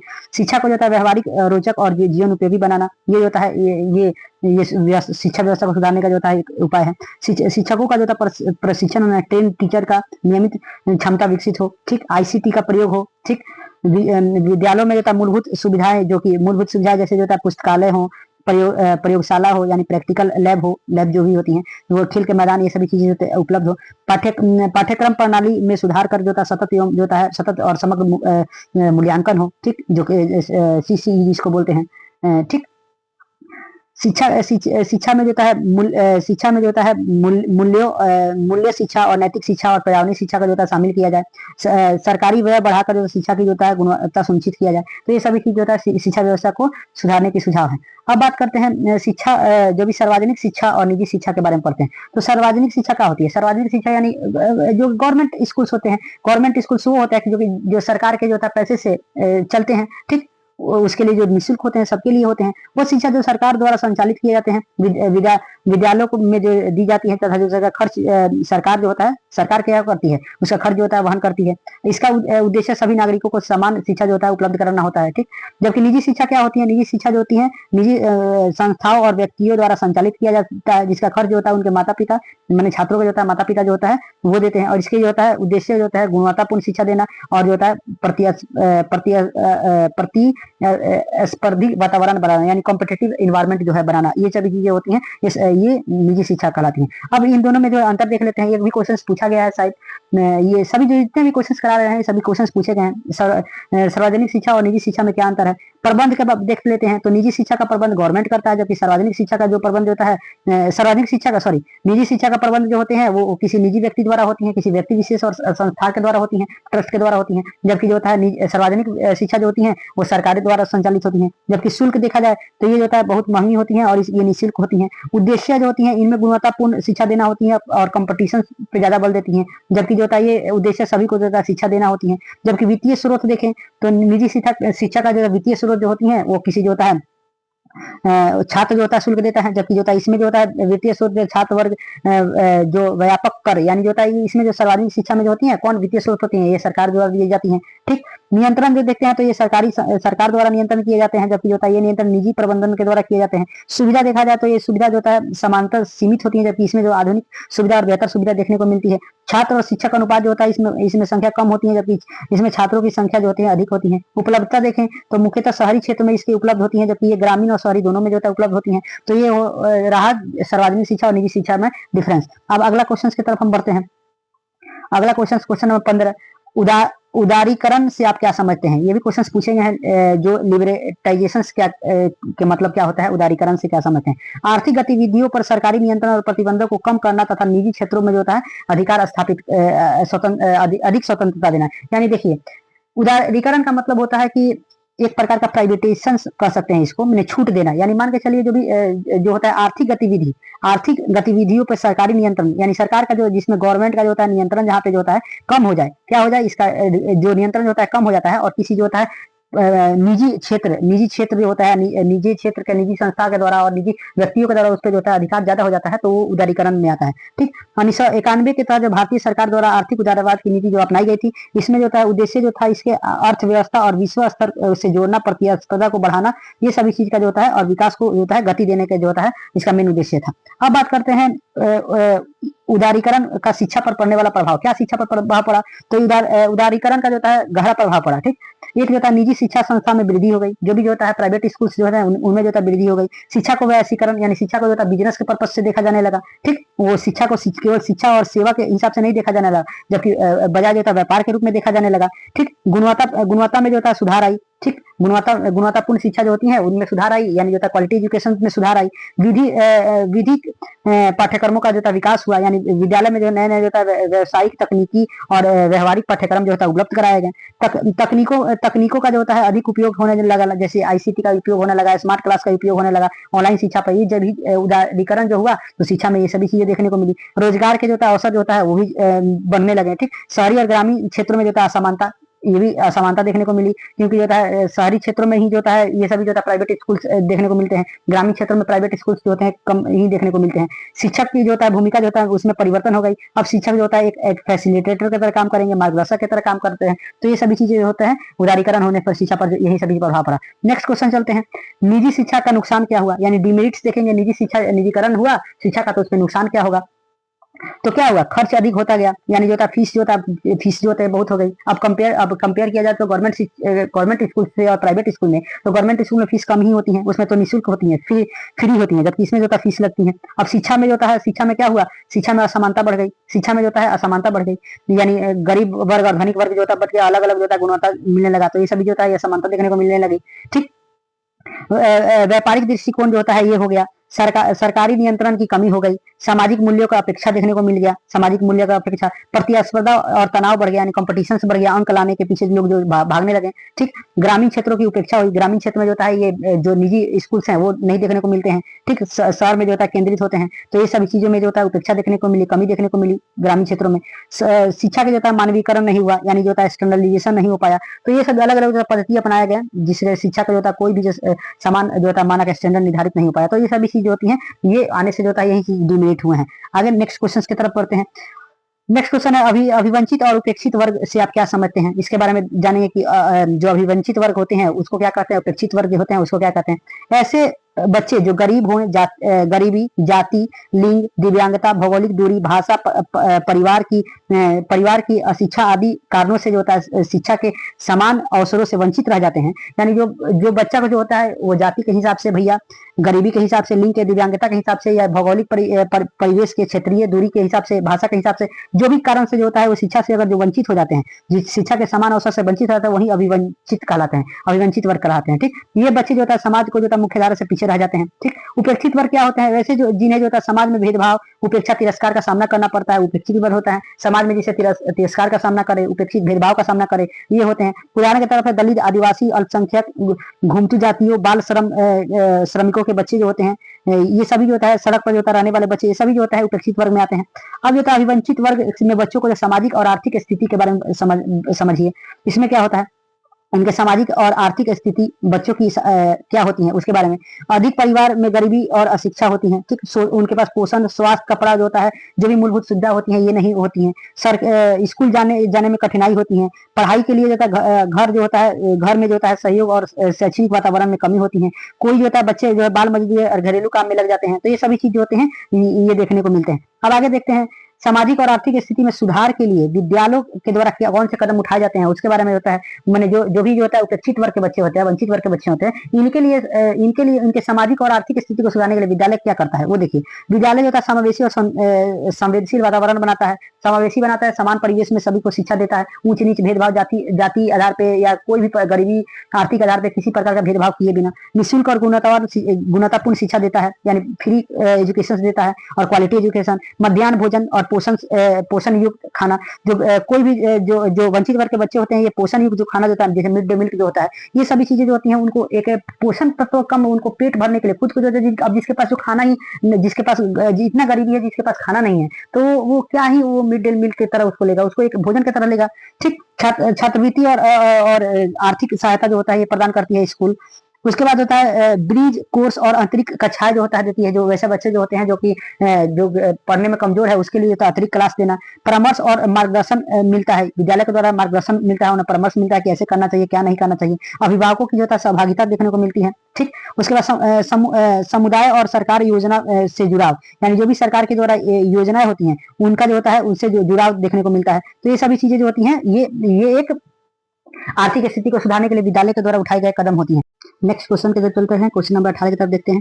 इसमें क्या कहता है, समान विद्यालय प्रणाली की अवधारणा को समझाना, उसकी खूबियों को समझाना और सामाजिक असमानताओं को कैसे दूर करती है समान विद्यालय प्रणाली। ठीक, इसके बारे में हम देखेंगे। और जो भी जो होता है ये समान विद्या प्रणाली के जो होता है 2007 में बिहार के परिप्रेक्ष्य में जो भी उल्लेख है उसके बारे में हम इसमें देखेंगे। ठीक, तो समान विद्यालय प्रणाली की अवधारणा किसे कहते हैं, क्या समान विद्यालय प्रणाली क्या होती है? समान विद्यालय प्रणाली का अर्थ होता है सभी बच्चों को जाति, धर्म, लिंग अथवा जो होता है आर्थिक स्थिति या स्थान के आधार पर भेदभाव किए बिना एक समान गुणवत्ता वाले जो होता है शिक्षा उपलब्ध करना। मतलब जो होता है किसी प्रकार का जो भेदभाव भेदभाव किए बिना जो होता है समान गुणवत्तापूर्ण जो होता है शिक्षा उपलब्ध करना। इसमें सरकारी निजी विद्यालयों के बीच में जो है दूरी कम कर सभी के लिए होता है समान अवसर सुनिश्चित कराए जाते हैं। ठीक, तो ये समान विद्यालय प्रणाली ये होती है बिना भेदभाव किए हुए जो होता है गुणवत्ता यानी क्वालिटी एजुकेशन सभी को जो है उपलब्ध कराना होता है। ठीक, इसका उद्देश्य देख लेते हैं। इसका उद्देश्य होता है सभी बच्चों के लिए जो होता है समान अवसर बताना, गुणवत्तापूर्ण और निःशुल्क जो होता है शिक्षा सुनिश्चित कराना, सामाजिक न्याय और जो होता है सामाजिक न्याय और समानता को बढ़ावा देना, लोकतांत्रिक और समावेशी समाज का जो है निर्माण करना। यही उद्देश्य होते हैं किसका, समान विद्यालय प्रणाली का। आप देखते हैं समान विद्यालय प्रणाली की खूबियां क्या है, क्या मेरिट है इसके, उसके बारे में देखते हैं। सभी बच्चों के लिए समान अवसर उपलब्ध कराना होती है, सामाजिक, आर्थिक, भौगोलिक समानताओं को जो असमानताओं जो होती है उनको कम करना होती है। ठीक, उसके बाद शिक्षा की जो गुणवत्ता को सुधार करना होती है, राष्ट्रीय एकता और भाईचारे का जो है बढ़ावा मिलता है इससे, लोकतांत्रिक मूल्यों का नागरिकता का जो है विकास होता है, सभी वर्ग के मुख्य धारा में लाने का जो होता है एक जो है सहायक होती है। तो ये जो भी चीजें हैं ये सभी चीजें समान विद्यालय प्रणाली की खूबियां होती हैं। अब बात करते हैं सामाजिक असमानता को कैसे दूर करती है, यानी जो होता है समान जो विद्यालय प्रणाली हो ये कैसे जो होता है सामाजिक असमानता को दूर करती है। तो आर्थिक रूप से कमजोर बच्चे भी जो होता है अच्छी शिक्षा को जो होता है क्या का अवसर मिलता है। मतलब जो भी आर्थिक रूप से जो होता है पिछड़े लोग होते हैं या बच्चे होते हैं उनको भी शिक्षा ग्रहण करने का जो होता है उन्हें अवसर मिलता है। जाति, लिंग के आधार पर जो होता है किसी प्रकार का जो भेदभाव जो भी भेदभाव जो होते हैं इसको जो होता है खत्म करती है। ग्रामीण और शहरी क्षेत्रों के बीच जो होता है शैक्षणिक शिक्षा की जो होता है खाई को जो है कम करना, सभी जो होता है बच्चे में आत्मविश्वास, बराबरी की भावना और सामाजिक न्याय को जो होता है सामाजिक न्याय का समझ जो होता है विकसित करना होता है। पिछड़े वर्ग और वंचित वर्ग को समस्त विकास के लिए जो होता है ये सहायता होती है। ठीक, अब आगे देखते हैं कि समान विद्यालय प्रणाली जो होता है 2007 में बिहार के परिप्रेक्ष्य में क्या क्या उल्लेख है उसके बारे में देखते हैं। तो इसमें आयोग के सिफारिश पर बिहार में सभी बच्चों को जो के लिए पड़ोस में जो विद्यालय उपलब्ध कराना, पड़ोस में विद्यालय उपलब्ध कराना यानी जो होता है 1 किलोमीटर के रेडियस में जो होता है प्राथमिक शिक्षा यानी 1 to 5 क्लास के बच्चों के लिए 1 किलोमीटर के रेडियस में जो होता है स्कूल जो है उपलब्ध कराना। जबकि जो होता है यही बात जो होता है 6 to 8 वाले यानी माध्यमिक वर्ग वाला के लिए जो होता है 3 किलोमीटर के अंदर रेडियस में उपलब्ध करना, ये इसका बात कहा गया है। ठीक, शिक्षा की गुणवत्ता में सुधार करके जो भी सरकारी विद्यालय हैं उनके जो होता है क्या करना, और संरचना, शिक्षा प्रणाली और शिक्षा सामग्री उपलब्ध कराना, यानी जो भी शैक्षणिक सामग्री है उसको उपलब्ध कराना। निजी विद्यालयों में जो होता है आरक्षण व्यवस्था को प्रभावी ढंग से लागू कराना ताकि जो होता है वंचित वर्ग भी जो होता है इसमें प्रवेश मिल सके। सरकारी और निजी विद्यालयों के बीच समानता जारी करना जाए चाहे दोनों को जो होता है एक समान मानक जो है लागू हो। उसके बाद होता है शिक्षा में निःशुल्क और अनिवार्य शिक्षा को जो होता है ड्रॉप आउट रेट जो होता है कम करने की बात कही गई है, जबकि स्थानीय भाषा का प्रयोग करने की बात की गई है इसमें। ठीक, विद्यालय प्रबंधन SMC यानी स्कूल मैनेजमेंट कमेटी जो होते हैं उसके जो होता है उसको सशक्त बनाया जाए और समुदाय को जो की भागीदारी सुनिश्चित किए जाने की बात किया गया है। विशेष रूप से दलित, आदिवासी, अल्पसंख्यक, दिव्यांग बालिकाओं के लिए आंतरिक सहायता जो होता है चलाने की योजना की बात की गई है। डिजिटल शिक्षा जो होता है पुस्तकालय, खेल, कला, व्यवसाय इन सभी चीज को जो होता है विद्यालय में उपलब्ध कराने की बात की गई है 2007 के जो होता है शिक्षा प्रणाली में। अब ये जो 2007 का जो शिक्षा प्रणाली है ये लगभग जो होता है NCF 2005 आया था उसी का स्वरूप है। ठीक, अब नेक्स्ट क्वेश्चन की तरफ चलते हैं, क्वेश्चन नंबर 19 की तरफ चलते हैं। इसमें कहता है लोकतंत्र और शिक्षा के बारे में पढ़ेंगे और इसका संबंध जो होता है भारतीय संविधान में उल्लेखित प्रमुख सिद्धांत का जो होता है संक्षिप्त में वर्णन जो है इसमें देखेंगे हम। ठीक, तो उसके बाद चलते हैं देखते हैं लोकसभा और शिक्षा में जो होता है क्या संबंध है इसके बारे में देखते हैं। तो लोकसभा और शिक्षा में क्या संबंध होता है, शिक्षा जो होता है लोकसभा की जो होता है आधारशिला होता है, यानी जो होता है फाउंडेशन होता है, आधारशिला होता है, बेस होता है। लोकतंत्र शिक्षा का जो होता है संरक्षण होता है और लोकतंत्र ही शिक्षा का संरक्षण होता है। ये कैसे कर सकते हैं, तो शिक्षा का अधिकार हमारा मौलिक अधिकार है, इस तरह से हम कह सकते हैं कि लोकतंत्र होता है शिक्षा का जो होता है संरक्षण करता है। अब होता है क्या होता है शिक्षा नागरिकों को स्वतंत्र विचार और विवेक सहिष्णुता और जिम्मेदारी की जो होता है भावना को विकसित करती है। शिक्षा के माध्यम से नागरिक अपने अधिकारों और कर्तव्यों के प्रति जागरूक होते हैं। लोकतांत्रिक समाज में समान अवसर, न्याय और जो होता है स्वतंत्रता तभी जो होता है संभव है जब शिक्षा सबके लिए सुनिश्चित और गुणवत्तापूर्ण हो। गुणवत्तापूर्ण शिक्षा सबको मिले, उसके लिए होती है। सभी लोकतंत्र को मजबूत बनाती है। ये जो होता है शिक्षा जो होता है लोकतंत्र को यानी जो डेमोक्रेसी को जो होता है क्या करती है, मजबूत बनाती है। और लोकतंत्र जो होता है शिक्षा के प्रसार और विकास को सुनिश्चित करती है। ठीक, तो ये संबंध है लोकतंत्र और शिक्षा का, यही संबंध है। अब देखते हैं कि जो होता है भारतीय संविधान में उल्लिखित, जो भी भारतीय संविधान में जो उल्लेखित और उनका संक्षिप्त वर्णन देखेंगे। तो सबसे पहले समानता का अधिकार जो 14 से 18 के आर्टिकल्स में लिखा गया है। सभी नागरिकों को जो होता है कानून के समक्ष जो होता है समान और जो होता है कानून के समक्ष संरक्षण का अधिकार दिया गया है, बिना किसी भेदभाव किए हुए। ठीक, स्वतंत्रता का अधिकार देखते हैं आर्टिकल 19 से लेकर 22 तक का जिक्र किया गया, जिसमें उसमें विचार, अभिव्यक्ति, संघ बनाने का और आवागमन का, ठीक, और ये स्वतंत्रता प्रदान करने का, ये सभी प्रकार के स्वतंत्रता की जो है बात की गई है। शोषण के विरुद्ध जो होता है अधिकार 23 और 24 में शोषण के विरुद्ध बात किया गया है, जिसमें बंधुआ मजदूर, मानव तस्करी, ये सभी चीज का आर्टिकल 23 में जो है जिक्र किया गया है। जबकि 24 में जो होता है यह बाल श्रम को जो होता है प्रतिषेध यानी उसको रोकने का जो होता है अधिकार जो है दिया गया है। अब जो होता है भैया 14 में देखते हैं धार्मिक स्वतंत्रता। चौथा में जो होता है धार्मिक स्वतंत्रता यानी आर्टिकल 25 से लेकर के 28 तक धार्मिक स्वतंत्रता है। इसमें सभी को जो होता है अपना धर्म को पालन करना, प्रचार प्रसार करना की स्वतंत्रता दी गई है। 5वां नंबर में संस्कृति एवं शैक्षणिक अधिकार, ये अल्पसंख्यकों के लिए जो है, अल्पसंख्यक वर्ग जो होता है माइनॉरिटीज कमिटीज, उसको जो होता है सांस्कृतिक और शैक्षणिक अधिकार दिया गया आर्टिकल 29 और 30 में। 29 में जो है 29 और 30 में दोनों में दिया गया। अल्पसंख्यकों के लिए अपने भाषा, लिपि और संस्कृति के संरक्षण की बात जो होता है आर्टिकल 29 में कहता है। जबकि आर्टिकल 30 में होता है कि जो अल्पसंख्यकों को जो होता है अपना शैक्षणिक संस्था खोलने का जो होता है अधिकार, सब आर्टिकल 30 में बात करता है। आगे देखते हैं, नेक्स्ट देखते हैं पॉइंट नंबर 6 संवैधानिक उपचार यानी आर्टिकल 32। इसमें जो होता है अगर आपको लगे कि किसी भी प्रकार का मूल अधिकार को हनन हो रहा है तो आप जो होता है आर्टिकल 32 के तहत जो होता है डायरेक्ट जो सुप्रीम कोर्ट में, और आर्टिकल 226 के तहत जो होता है आप जो होता है हाई कोर्ट में जो है जा सकते हैं। ठीक, तो ये संवैधानिक उपचार है। जबकि बात करें आर्टिकल 31 का, आर्टिकल जो है 31 जो होता है 31 जो होता है ये बात करता है ये संपत्ति का अधिकार, जिसको जो होता है जिसको संवैधानिक संशोधन के द्वारा जो होता है इसको 300 के ए में जो होता है रख दिया गया। ये अब विधि कानून बन गया, जबकि मौलिक अधिकार से खत्म कर दिया गया इसको। ठीक, उसके बाद देखते हैं कि 7वां नंबर पॉइंट देखते हैं राज्य के नीति निर्देशक तत्व, जिसके 36 से लेकर 51 तक जो होता है जिक्र किया जाता है। इसमें जो होता है राज्यों को सामाजिक, आर्थिक रूप से और राजनीतिक रूप से जो होता है पर जो होता है राजनीतिक न्याय पर आधारित जो होता है समाज में स्थापित नीति निर्देशक तत्व दी गई है। ये भले ही होता है इसको हम कोर्ट में क्लेम नहीं कर सकते हैं, लेकिन एक जो होता है राष्ट्रीय चाहता है कि ये इसी प्रकार का जो होता है समाज में जो होता है एक राज्य का जो होता है कर्तव्य होता है कि किसी भी प्रकार का राज्य का जो होता है राज्य में जो होता है सामाजिक, आर्थिक और राजनीतिक रूप से जो होता है किसी प्रकार का जो होता है भेदभाव जो बोलते हैं वो ना रहे। तो ये नीति निर्देशक तत्व जो होता है ये 7वां में बात करता है। जबकि 8वां जो होता है 8वां पॉइंट मौलिक कर्तव्य यानी 51 का ये कहाँ से लिया गया था, तो ये रसिया से लिया गया था। ठीक, तो इसमें जो होता है मौलिक कर्तव्य जो कि 11 कर्तव्यों को बात किया गया है, 11 कर्तव्य इसमें हाँ 11 जो मूल कर्तव्यों को बात किया गया है। ठीक, तो उसके बाद जो होता है जो 9वां नंबर देखता है निःशुल्क और अनिवार्य शिक्षा की बात की गई है, आर्टिकल 21 के ए में रखा गया है। ये 86 संवैधानिक संशोधन जो 2002 हुआ था उसके तहत जो होता है इसको रखा गया था। ठीक, उसके बाद होता है लोकतांत्रिक मूल्य, जो भी लोकतांत्रिक मूल्य और नागरिकता का विकास, ये सभी जो होता है। चूंकि ये एग्जाम में जो होता है इसके पहले जो होता है एग्जाम में जो होता है 4 सिद्धांत का वर्णन करने के लिए कहा जाता है। हम आपको यहाँ पे 10 बता दिए, इसमें से आपको जो भी 4 लगे आप उसमें डिस्कशन कर सकते हैं अगर ऐसा कुछ करता है तो। नेक्स्ट क्वेश्चन के तब चलते हैं। शिक्षा का सर्वभौमीकरण यानी यूनिवर्सलाइजेशन करना इसका शिक्षा का, उसका जो होता है अवधारणा, अवरोध और राज्य की भूमिका, ये सभी चीजें इसमें समझेंगे। तो शिक्षा का सर्वभौमीकरण क्या कहलाता है? तो सर्वभौमीकरण का मतलब होता है सभी बच्चों को बिना किसी भेदभाव किए गुणवत्तापूर्ण शिक्षा प्रदान करना ही जो होता है सर्वभौमीकरण होता है। ठीक, इसमें जो जाति, धर्म जो होता है, क्षेत्र, भाषा, आर्थिक स्थिति, दिव्यांगता के आधार पर किसी प्रकार का भेदभाव नहीं किया जाएगा।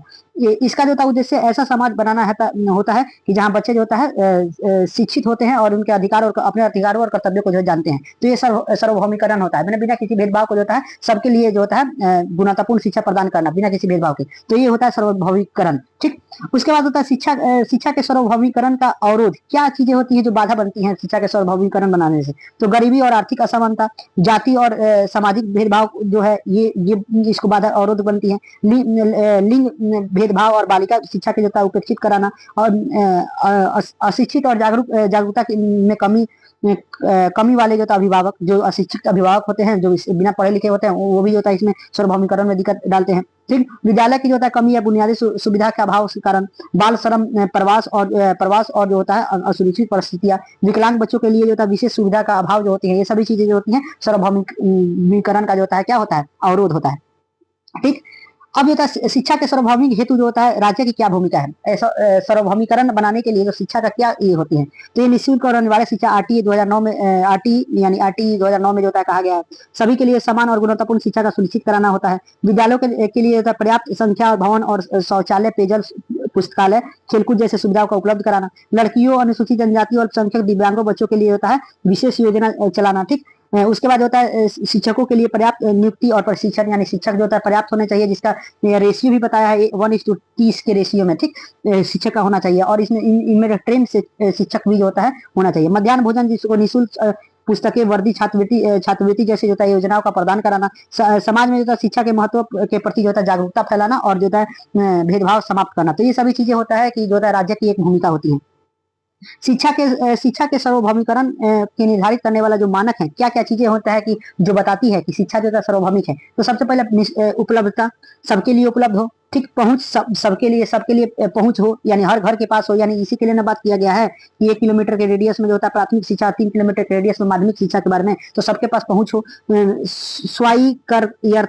स्वायत्तता जो होती है, यानी शिक्षा सभी के लिए उचित, समावेशी और जो होता है सम्मानजनक हो। ठीक, समानता, शिक्षा में जो है समानता को देखने के लिए ये जो होता है सार्वभौमिकरण का जो होता है एक मानक होती है। या गुणवत्ता देखा, सबके लिए, सबको जो होता है गुणवत्तापूर्ण शिक्षा जो होता है उपलब्ध हो, यानी प्रशिक्षित शिक्षक, यानी वेल ट्रेंड टीचर जो होता है, और सभी प्रकार के संसाधन जो होता है सुनिश्चित कराना।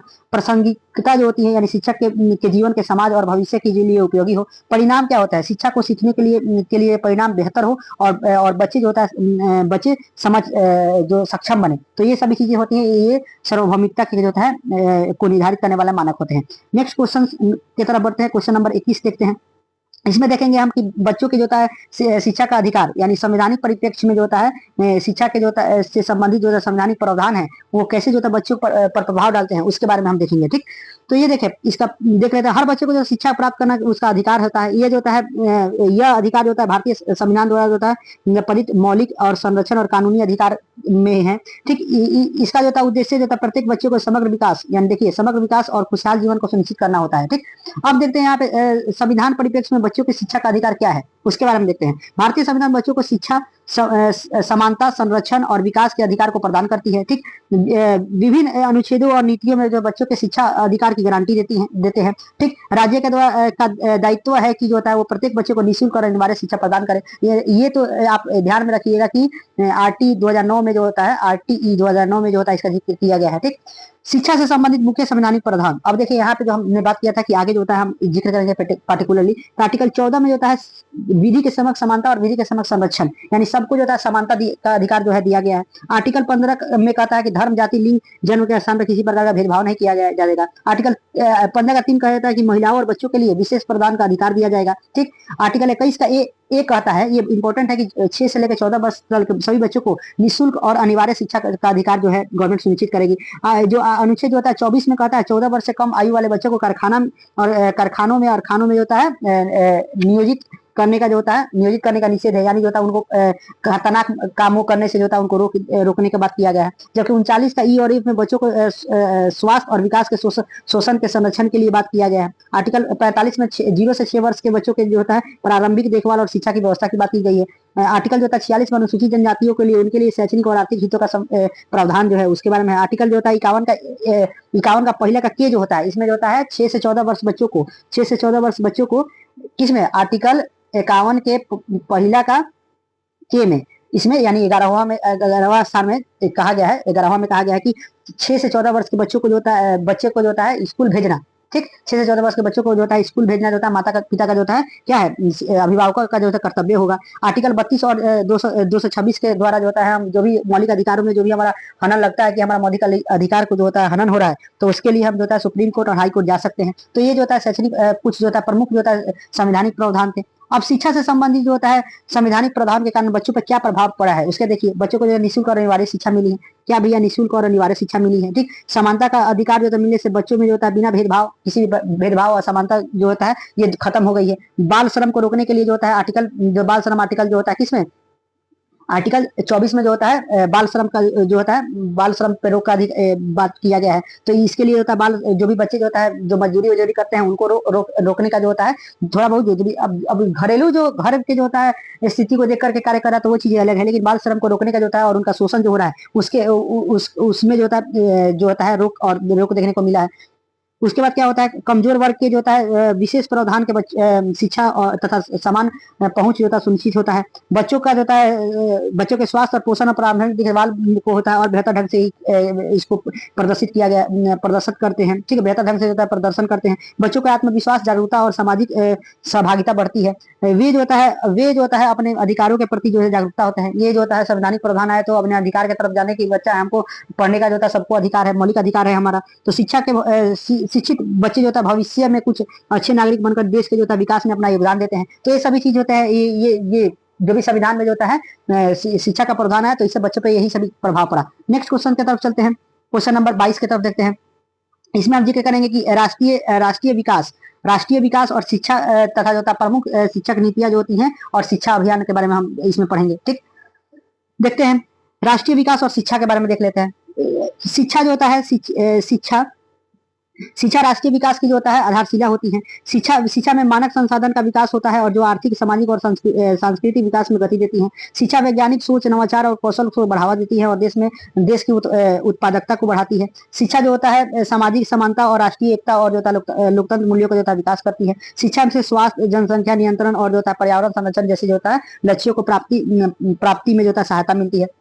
अब बात करें कैसे जो होता है राष्ट्रीय विकास के लिए शिक्षा कैसे जरूरी है, तो आर्थिक रूप से जरूरी है। अगर बच्चा पढ़े ओढ़ेगा लिखेगा तो जो होता है वो भी होता है क्या करेगा आर्थिक रूप से जो होता है जो भी होता है हमारे जो भी कार्य करेगा, अगर देश के लिए कोई कार्य करता है, जॉब करता है, कोई देश के पद पे सेवा करता है तो वो आर्थिक विकास में भी देश का जो होता है मदद करेगा। सांस्कृतिक विकास जो होती है उसमें भी जो होता है देखने को शिक्षा मदद मिलती है। वैज्ञानिक दृष्टिकोण, अगर बच्चा जो होता है उसके जो होता है वैज्ञानिक दृष्टिकोण होगा, अगर कोई आगे चल के साइंटिस्ट बन जाता है तो कहीं ना कहीं जो होता है राष्ट्र के विकास में मदद मिलता है। सामाजिक विकास जो होता है कि जो बच्चा जो होता है अगर पढ़ लिख के जो होता है शिक्षित होकर के जो होता है अगर कुछ शिक्षित हो जाता है तो उसे जो होता है एक समाज की जो भी मान्यता है, जो मूल्य है, ये सभी चीजें हैं तो वो सभी चीजों को समझता है, उसका सम्मान करता है, कहीं ना कहीं जो होता है उसका जो होता है पालन करता है और उससे जो होता है सामाजिक विकास होती है। राष्ट्रीय एकता के जो होता है भावना जो होता है, जैसे जो होता है लोकतांत्रिक मूल्य का जो होता है बच्चा शिक्षित होगा तो उसका लोकतांत्रिक मूल्य का विकास होगा, नैतिक मूल्य का विकास होगा। तो ये सभी चीजें होती है राष्ट्रीय विकास में जो होता है उपयोगी होती है। अब आगे बढ़ते हैं, प्रमुख शिक्षा नीतियां के बारे में पढ़ेंगे।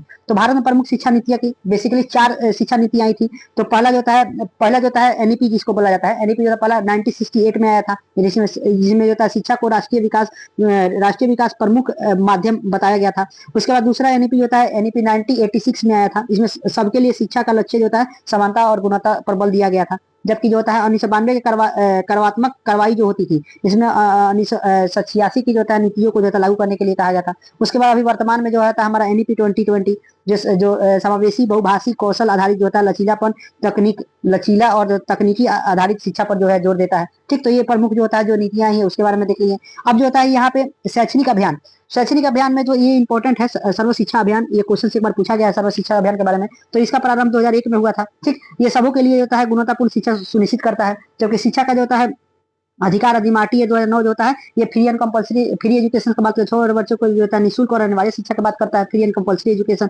राष्ट्रीय माध्यमिक शिक्षा अभियान जो होती है माध्यमिक शिक्षाओं में विस्तार और गुणवत्ता को सुधार करना 2009 में आया हुआ है।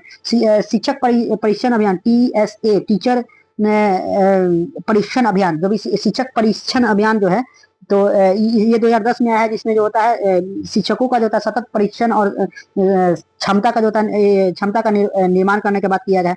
बढ़े इंडिया की बात करें 2014 में पठन और के स्तर पर सुधार करने के लिए लाया गया था। निपुण मिशन, इसमें जो होता है ना सर्व शिक्षा अभियान जो होता है इंपॉर्टेंट है, बाकी दूसरा कुछ इंपॉर्टेंट नहीं है, इसको एक बार पूछा गया था, ठीक। उसके बाद नेक्स्ट क्वेश्चन देखते हैं, क्वेश्चन नंबर 23 को देखते हैं। 23 में क्या कहता है, शिक्षा और विद्यालय और समुदाय उनकी अपेक्षाएं, समकालीन बदलाव और प्रयास के बारे में बात करेंगे, ठीक। तो अपेक्षाएं, एक्सपेक्टेशंस, शिक्षा से क्या एक्सपेक्टेशन है उसके बारे में। शिक्षा व्यक्ति के सर्वांगीण विकास में मदद करता है, ठीक है भैया। विद्यालय बच्चों को ज्ञान और कौशल और मूल्य सदाचार प्रदान करता है। समुदाय के जो होता है अपेक्षा है। देखिए अब ये क्वेश्चन जो है इसमें कहने का मतलब शिक्षा के लिए विद्यालय और समुदाय को क्या अपेक्षा है, मैंने समुदाय से क्या एक्सपेक्टेशन है और विद्यालयों से क्या एक्सपेक्टेशन है। तो शिक्षा व्यक्ति के सर्वांगीण विकास में तो विकास का जो है माध्यम होता ही है, लेकिन जो है विद्यालय बच्चों को जो है ज्ञान कौशल और मूल्य और सदाचार प्रदान करती है, जबकि समुदाय से यह अपेक्षा है कि शिक्षा में जो है सहयोग और सहभागिता प्रदान करे बच्चों को जो भी चीजें हैं। विद्यालय से अपेक्षा है कि गुणवत्तापूर्ण शिक्षा दे, क्या गुणवत्तापूर्ण शिक्षा दे, समावेशी शिक्षा दे और बाल केंद्रित शिक्षा प्रदान करे, जबकि शिक्षा के समाज में जो जागरूकता और समानता, एकता और शांति को स्थापित करता है। ठीक, दूसरा देखते हैं समकालीन बदलाव, यानी जो था समकालीन या कंटेम्पोरेरी चेंजेस जो होते हैं उसके बारे में देखते हैं। तकनीकी विकास में शिक्षा के जो था स्वरूप को बदला है, यानी जो भी जो है आईसीटी आया है शिक्षा में, उसके वजह से बहुत सारे चेंजेस हुए हैं। डिजिटल शिक्षा जो आई है, ऑनलाइन क्लासेस, स्मार्ट क्लास आया है, उसके लिए जो है दूर दराज बच्चों को भी शिक्षा पढ़ने में कहीं भी होता है वो पढ़ सकते हैं, उनको भी जो है क्लास करने में होता है और जो भी एजुकेशन है उसको सस्ता हुआ है। इसके वजह से शिक्षा अब केवल जो था पुस्तक तक सीमित नहीं रह सकता, बल्कि उसमें कौशल रचनात्मकता और व्यवहारिक ज्ञान जो होता है केंद्रित होती है। ठीक, समावेशी शिक्षा लैंगिक समानता और विशेष आवश्यकता वाले बच्चों पर जो है अधिक ध्यान देते हैं, जबकि राष्ट्रीय शिक्षा नीति 2020 के लागू होने से जो था शिक्षा में बड़े जो था सकारात्मक परिवर्तन हो रहे हैं। समुदाय की भागीदारी बढ़ रही है, संसाधनों का जो है उपलब्ध कराए जा रहे हैं। तो ये सभी चीजें जो होती हैं ये समकालीन बदलाव हुए हैं शिक्षा में। ठीक, उसके बारे में देखते हैं। तीसरा नंबर पॉइंट देखते हैं प्रयास, क्या इफर्ट होना चाहिए। तो एसएमसी यानी जो होता है विद्यालय प्रबंधक समिति यानी स्कूल मैनेजमेंट सिस्टम का गठन में समुदाय को जो होता है निर्णय में शामिल किया गया है। ठीक, समुदाय का निर्णय, अभिभावकों और अभिभावक शिक्षक बैठक में पेरेंट्स टीचर मीटिंग हुआ है। ग्रामीण शिक्षा समिति तथा जो होता है विद्यालय उत्सव जैसे जो होता है कार्यक्रम आयोजित किया जाता है। स्वच्छता अभियान जो होता है, वृक्षारोपण, साक्षरता अभियान जो होता है, इसके लिए जो होता है जागरूक कार्यक्रम चलाए जाते हैं। ठीक, जागरूकता के कार्यक्रम चलाए जाते हैं। बालिका शिक्षा विशेष जो होता है आवश्यकता वाले बच्चों और कमजोर वर्ग के बच्चों के लिए विशेष सुविधा दी जा रही है। ठीक, स्थानीय संसाधन के विशेषज्ञों की मदद से जो होता है शिक्षा को जो होता है व्यवहारिक और रोचक बनाया जा रहा है। डिजिटल साक्षरता, पुस्तक और विद्यालय प्रयोगशाला और खेलकूद में को है बढ़ावा दिया जा रहा है। शिक्षा के प्रति जो होता है सकारात्मक दृष्टिकोण जो होता है विकसित के लिए समुदाय के प्रेरित किया जा रहा है। तो ये सभी चीजें हैं। उसके बाद आगे देखते हैं चौथा, शिक्षा विद्यालय और समुदाय के बीच संबंध क्या है, यानी शिक्षा में विद्यालय और समुदाय के बीच क्या है। ये दोनों एक दूसरे के मतलब पूरक हैं, यह बहुत सारे हेल्प मिलते हैं। जैसे समुदाय देखते हैं, समुदाय से एक उम्मीद है कि वो सहयोग करे, ये सहयोग और सहयोगिता की है, जबकि स्थानीय संसाधन उपलब्ध कराना जो होता है ये भी समुदाय का जो होता है कभी कभी कार्य होते हैं। स्थानीय संसाधन को मूल्य, सांस्कृतिक और परंपराओं का संवाहन करना, शिक्षा के प्रति जागरूकता फैलाना, जबकि विद्यालय का काम होता है गुणवत्तापूर्ण शिक्षा प्रदान करना। बालकों को जो है सर्वांगीण विकास में मदद करता है। ठीक, मूल्य शिक्षा और जीवन कौशल का विकास करना। समुदाय के जो होता है साथ समन्वय बनाना, ये विद्यालय के होती है। जबकि शिक्षा का प्रभाव क्या होती है, शिक्षा जो होता है सशक्त और जो होता है शिक्षित समाज का निर्माण करता है, आर्थिक, सामाजिक और सांस्कृतिक विकास कराता है, अपराध जो होता है भेदभाव और समानता को कम करता है, राष्ट्रीय निर्माण की योजना में शिक्षा मदद करता है। ठीक, तो ये नेक्स्ट क्वेश्चन नंबर 24 की तरफ चलते हैं। इसमें बताया सिंचाई संस्था सामाजिक परिवर्तन और पुनर्निर्माण के अभिकरण का रूप तथा जो था विद्यालय समुदाय सहभागिता पर टिप्पणी। ठीक, सिंचाई संस्था यानी सामाजिक परिवर्तन और पुनर्निर्माण के अभिकरण के रूप में। तो सिंचाई संस्थाएं होता है समाज में ज्ञान, जो भी शिक्षा संस्था होता है समाज में ज्ञान, मूल्य और दृष्टि को और कौशल का प्रदान करती है। ये व्यक्ति को जागरूकता, विवेक और सामाजिक उत्तरदायित्व की भावना को विकसित करती है। ये शिक्षा के माध्यम से जो भी अंधविश्वास होते हैं, यानी भेदभाव होते हैं, यानी जातिवाद होते हैं, लैंगिक असमानता, ये जैसे कुरीतियां हैं, इन सभी को जो होता है खत्म करने का प्रयास करती है। ये जो होता है खत्म करती है, प्रयास क्या करती है, खत्म करती है। ये लोकतांत्रिक मूल्य, समानता और ये समानता यहाँ पे जो भ्रातृत्व और न्याय की भावना को बढ़ाती हैं। सिंचाई संस्थाएं नवाचार, वैज्ञानिक दृष्टिकोण, रचनात्मकता को प्रोत्साहित करती है। ये जो होता है संस्थान में बेरोजगारी, गरीबी और शिक्षा, सामाजिक पिछड़ेपन को जो होता है क्या करता है, दूर करने में सहायता करती है। उसके बाद जो होता है शिक्षा के द्वारा क्या होता है, शिक्षा के द्वारा व्यक्ति के सर्वांगीण विकास के साथ साथ जो होता है समाज के राष्ट्रीय और पुनर्निर्माण का जो होता है संभव होता है। जबकि विद्यालय सामाजिक परिवर्तन में नेतृत्व और प्रेरक और मार्गदर्शक की भूमिका निभाते हैं। ठीक, अब बात देखते हैं इस पे, विद्यालय में समुदाय की क्या सहभागिता होती है। ठीक, अब शिक्षा संस्था की क्या सहभागिता होती है तो हमने देख लिया। अब देखेंगे विद्यालय में क्या समुदाय की क्या सहभागिता होती है, क्वेश्चन पूछे गए हैं। विद्यालय और समुदाय एक दूसरे के पूरक होते हैं। दोनों का जो होता है उद्देश्य बच्चों का जो होता है समग्र विकास करना होता है। समुदाय जो होता है सहभागिता से जो होता है विद्यालय के कार्यक्रम अधिक जो होता है उनके सहभागिता से उनके जो होता है सहभागिता से कार्यक्रम अधिक जो होता है व्यवहारिक और प्रभावी होती है। समुदाय के सहयोग से विद्यालय में संसाधन सुरक्षा और अनुशासन और स्वच्छता में सुधार होती है। अभिभावक की भागीदारी से बच्चों की उपस्थिति में उनके प्रेरणा में और शिक्षित शिक्षित उपलब्धि में वृद्धि होती है। ठीक, स्थानीय समस्या, जो भी स्थानीय समस्या के समाधान से विद्यालय और समुदाय मिलकर कार्य करते हैं। विद्यालय समुदाय की जो होता है सामाजिक सांस्कृतिक आर्थिक और विकास की प्रक्रियाओं से जुड़ी होती है। विद्यालय यदि समुदाय की आवश्यकता और अपेक्षाओं को समझकर कार्य करती है तो उन्हें शिक्षा जो होता है जीवन उपयोगी बनती है। समुदाय सहभागिता से जो होता है विद्यालय के प्रति जो होता है विश्वास और अपनापन की भावना जो होता है विकसित होती है। अतः विद्यालय और समुदाय की समझ और बच्चों में उज्जवल भविष्य के लिए जो होता है समाज के सतत विकास के लिए अनिवार्य होती है। ठीक, आगे देखते हैं विद्यालय और समुदाय सहभागिता के प्रमुख आयाम कौन कौन से होते हैं। तो सबसे पहले शैक्षिक सहायता यानी शैक्षिक कार्यक्रमों में जो होता है समुदाय की भागीदारी होती है, जैसे ज्ञान कौशल और अनुभव का समावेश करना, जैसे पुस्तकालय खेल प्रतियोगिता आदि में सहयोग देना। उसके बाद सहयोग प्रबंधीय यानी मैनेजमेंट में भी जो होता है समुदाय जो होता है हेल्प करता है विद्यालय का, इसमें भी जो होता है इनका सहयोग होता है। जैसे विद्यालय प्रबंधन समिति जो होता है SMC में क्या होती है समुदाय की भागीदारी होती है। निर्णायक प्रक्रिया में अभिभावक की जो होता है सहभागिता होती है। पारदर्शिता और उत्तरदायित्व और लोकतांत्रिक वातावरण का विकास में जो होता है ये होती है, इनके जो होता है भागीदारी होती है। जबकि संसाधन सहयोग में स्थानीय संसाधनों का जो होता है उपलब्ध कराना होती है। जबकि जो होता है आर्थिक सामग्री और एवं जो होता है श्रमिक से जो होता है सहयोग होती है। विद्यालय भवन जो होता है निर्माण मरम्मत ये सभी के कार्य जो होता है इसमें भी होता है क्या समुदाय का जो होता है सहभागिता होती है। जबकि सामाजिक एवं जो होता है सांस्कृतिक सहयोग भी जो होती हैं जिसमें जो होता है स्थानीय सांस्कृतिक कार्यक्रम में जो होता है विद्यालय में भागीदारी करना, समाज में जो भी कुरीतियां हो गए उनके प्रति जागरूकता अभियान चलाना, राष्ट्रीय पर्व स्वच्छता पर्यावरण आदि से जो होता है सहयोग देना। तो ये सभी जो होता है जो समुदाय की जो होता है क्या होता है सहभागिता होती है। आगे चलते हैं नेक्स्ट क्वेश्चन की तरफ। क्वेश्चन नंबर 25 को देखते हैं। इसमें जो होता है आर्थिक सुधार, अगर किसी का जो है आर्थिक सुधार हो जाए तो शिक्षा पर क्या प्रभाव पड़ेगा। अगर किसी का आर्थिक जो गरीब वर्ग है वो उसको जो तो उसके पास पैसा आ जाए अमीर हो जाए तो उस पर क्या शिक्षा पर क्या प्रभाव पड़ेगा उसके बारे में पढ़ेंगे। प्रस्तावना देखते हैं। 1991 में भारतीय आर्थिक सुधारों की शुरुआत की गई थी। उदारीकरण अभी बताया है, जिसमें जो होता है क्या होता है गवर्नमेंट की जो होता है भागीदारी कम करके जो होता है क्या किसी व्यक्ति विशेष की और इस संस्था का जो होता है भागीदारी को जो होता है क्या होना मतलब प्राइवेटेशन एक प्रकार के जो होता है निजीकरण समझ सकते हैं। ठीक, और वैश्वीकरण की नीति अपनाई गई है। इस सुधारों से देश के आर्थिक व्यवस्था के साथ साथ जो होता है शिक्षा व्यवस्था का गहरा प्रभाव पड़ा है। ठीक, आगे देखते हैं आर्थिक सुधारों पर शिक्षा पर क्या प्रभाव पड़ेगा। तो सबसे पहले शिक्षा जब सबके पास आर्थिक सुधार हो जाएगी तो शिक्षा जो होता है शिक्षा तक पहुंच यानी सबको जो होता है शिक्षा तक पहुंच सभी का हो जाएगा। वो आर्थिक वर्ग हो यानी गरीब हो अमीर हो सभी को जो होता है शिक्षा मिलना गुणवत्तापूर्ण शिक्षा जो होता है मिल जाएगी। निजीकरण का प्रभाव होता है, निजीकरण का प्रभाव होगा। ठीक, यानी निजी स्कूल कॉलेजों और व्यवसायिक संस्था की जो संख्या में वृद्धि हो जाएगी। अगर जो होता है आर्थिक सुधार हो जाएंगे तो निजीकरण का प्रभाव होगा और शिक्षा की गुणवत्ता और विभिन्नता और जो होता है परंतु शुल्क भी बढ़ेगी। गुणवत्ता तो शिक्षा का बढ़ेगी ही, इसके साथ साथ क्या होगी उसके साथ साथ जो होता है उसका शुल्क भी बढ़ेगा। ठीक, तीसरा जो होता है तकनीकी शिक्षा का विकास हो जाएगा। अगर जो होता है संसाधन रहे आर्थिक व्यवस्था सुधर जाए तो क्या होता है जो भी बच्चे हैं जो कि कल तक जो बच्चे हों या कोई भी चीजें हो जब आर्थिक सुविधा जब प्रदान होगी तो तकनीकी में भी विकास होगा यानी ICT का प्रयोग होगा। यानी जो होता है सूचना प्रौद्योगिकी प्रबंधन इंजीनियरिंग चिकित्सा जैसे क्षेत्रों में नए पाठ्यक्रम और संस्था जो होता है स्थापित होगी। ICT का उपयोग होने लगेगा। ठीक, रोजगार उन्मुक्त शिक्षा यानी रोजगार जो होता है शिक्षा जो होता है रोजगार को देखते हुए जो होता है शिक्षा दिया जाएगा।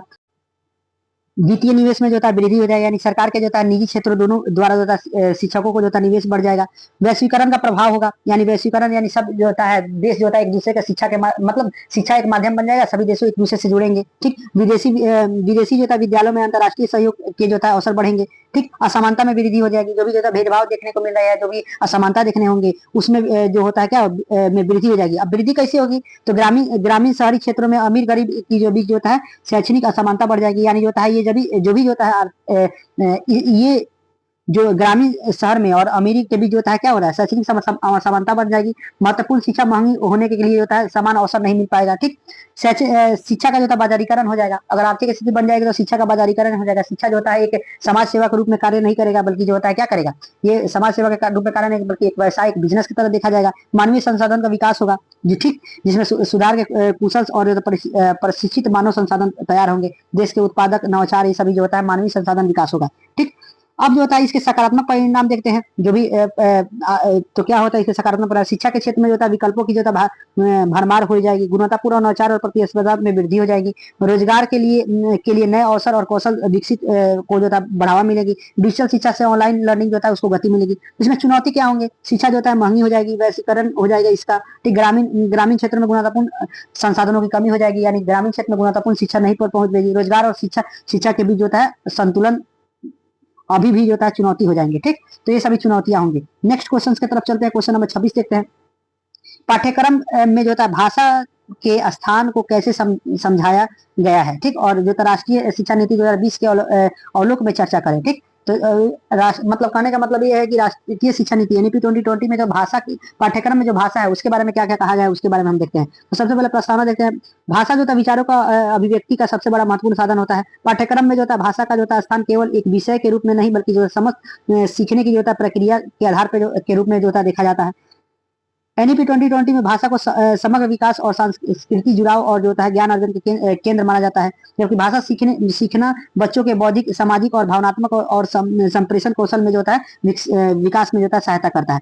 अब एनईपी 2020 में जो होता है भाषा के बारे में जो क्या कहा गया, भाषा के स्थान का जो होता है प्रमुख विशेषता के बारे में देखेंगे। मातृभाषा और स्थानीय भाषा में प्रारंभिक शिक्षा देने की बात की गई है, यानी मदर टंग में जो होता है बात किया गया है। ठीक, 3 भाषा सूत्री यानी 3 लैंग्वेज फार्मूला जो बात किया गया है कि कम से कम 3 भाषा जो होता है सीखना, जिसमें एक मदर टंग हो जाएगा, एक दो अदर जो होता है, एक भारतीय भाषा और एक विदेशी भाषा नहीं बोल सकते, एक अदर भाषा भी बोल सकते हैं। भारतीय भाषाई विभिन्नता और बहुभाषिकता के ऊपर जोर दिया गया है, जबकि भाषा का समग्र विकास हो यानी जो होता है सुबोपली यानी सुबोपली सुनना, बोलना, पढ़ना, लिखना जो होता है ये इस पर समान बल देना होता है। भाषा के प्रौद्योगिकी का एकीकरण होना यानी डिजिटल माध्यम से जो होता है भाषा जो होता है शिक्षण को जो होता है रोचक और प्रभावी बनाता है, तो इसके बारे में जो होता है ये सब जिक्र किया गया है। अब जो होता है बात करते हैं पाठ्यक्रम में जो होता है भाषा के स्थान को ऐसे समझाया गया, मतलब कैसे समझाया गया ये ऐसे करेक्ट कर लीजिएगा यहाँ पे कैसे समझाया गया है। तो भाषा सभी विषयों के जो होता है सीखने का आधारशिला होती है। भाषा के माध्यम से जो होता है संकल्पनाएं, विचार और अनुभव समझने का एवं साझा करने का किया जाता है। भाषा सीखने के अवलोचनात्मक चिंतन, समस्या समाधान और निर्णय क्षमता विकसित होती है। इससे कला साहित्य सांस्कृतिक और जीवन मूल्यों में और परंपराओं से जुड़ने के माध्यम होती है। पाठ्यक्रम में जो होता है भाषा को कौशल, ज्ञान और मूल्यों के जो होता है एकीकरण के रूप में देखा गया है। अब एनईपी 2020 में भाषा का जो होता है शिक्षा का प्रमुख उद्देश्य क्या क्या है, तो ये सशक्त संप्रेषण कौशल करना, ठीक, विचारों को जो होता है प्रभावी ढंग से जो होता है प्रभावी ढंग से व्यक्त करने की और क्षमता विकसित करना, भारतीय भाषाओं के प्रति जो होता है सम्मान और प्रेम के बारे में, रचनात्मक कल्पना शक्ति और जो होता है सांस्कृतिक चेतना का विकास करना होता है।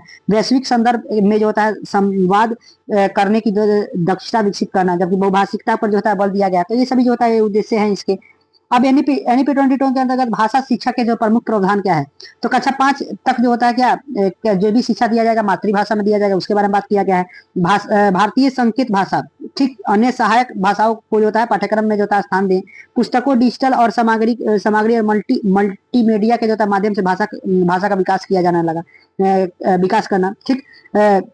उसके बाद शिक्षकों का प्रशिक्षण मातृभाषा आधारित यानी बहुभाषिता शिक्षा पर विशेष बल देना, यानी जो होता है बहुभाषिता पर जो होता है बल देना।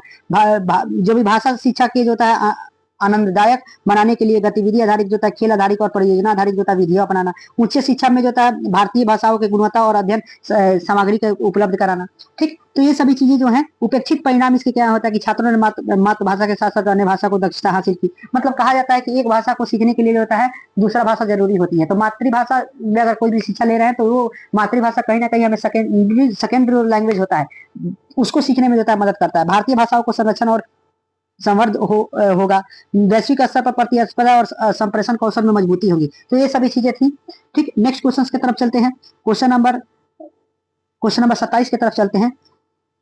शिक्षा नीति 1986, ये देखिए ये भी जो भी नीतियां होती हैं इसमें जो होता है 1986 हो गई, एनईपी 1968 हो गई, या चाहे हमारा एनईपी 2020 हो गया, या हमारे जो कि आरटी 2009 जो है वो हो गया। ये सभी जो होता है ये एग्जाम में पूछे जाते हैं। और जैसे कोठारी आयोग जो होता है, जो कि आगे हम डिस्कस करेंगे, ये कोठारी आयोग जो होता है एग्जाम में लगातार पूछे गए हैं। 2023 और 2024 के एग्जाम में जो है दोनों बार पूछे गए। तो ये सभी चीज जो होता है इसमें से आता है, तो इसका भी डिस्कशन हम कर लेते हैं थोड़ा बहुत।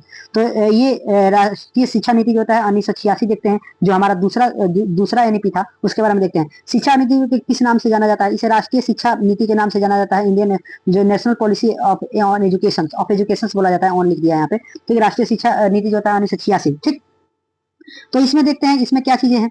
तो इसमें राष्ट्रीय शिक्षा नीति 1986 के लिए जो था प्रस्तुत मॉडल क्या क्या थे? इसमें 10+2+3 ठीक संरचना का प्रस्तावना था। यहाँ पे जो होता है 10 वर्ष दिया है, प्राथमिक 5 वर्ष प्लस उच्च 3 वर्ष, और जो होता है माध्यमिक जो होता है 2 वर्ष, यानी प्राथमिक में 5 वर्ष बिताने के लिए, और जो होता है उच्च जो माध्यमिक में 2, और जो होता है उच्च जो प्राथमिक में है उसमें 3। ठीक, 2 वर्ष जो होता है उच्च माध्यमिक में उच्च माध्यमिक में, और 3 वर्ष जो होता है उच्च शिक्षा में, स्नातक इस समय जो होता है। ठीक, तो इसका प्रावधान किया गया। तो ये पूछता है कि 10+2+3 का संरक्षण जो होता है इसके बारे में पूछता है। ठीक, आगे बढ़ते हैं।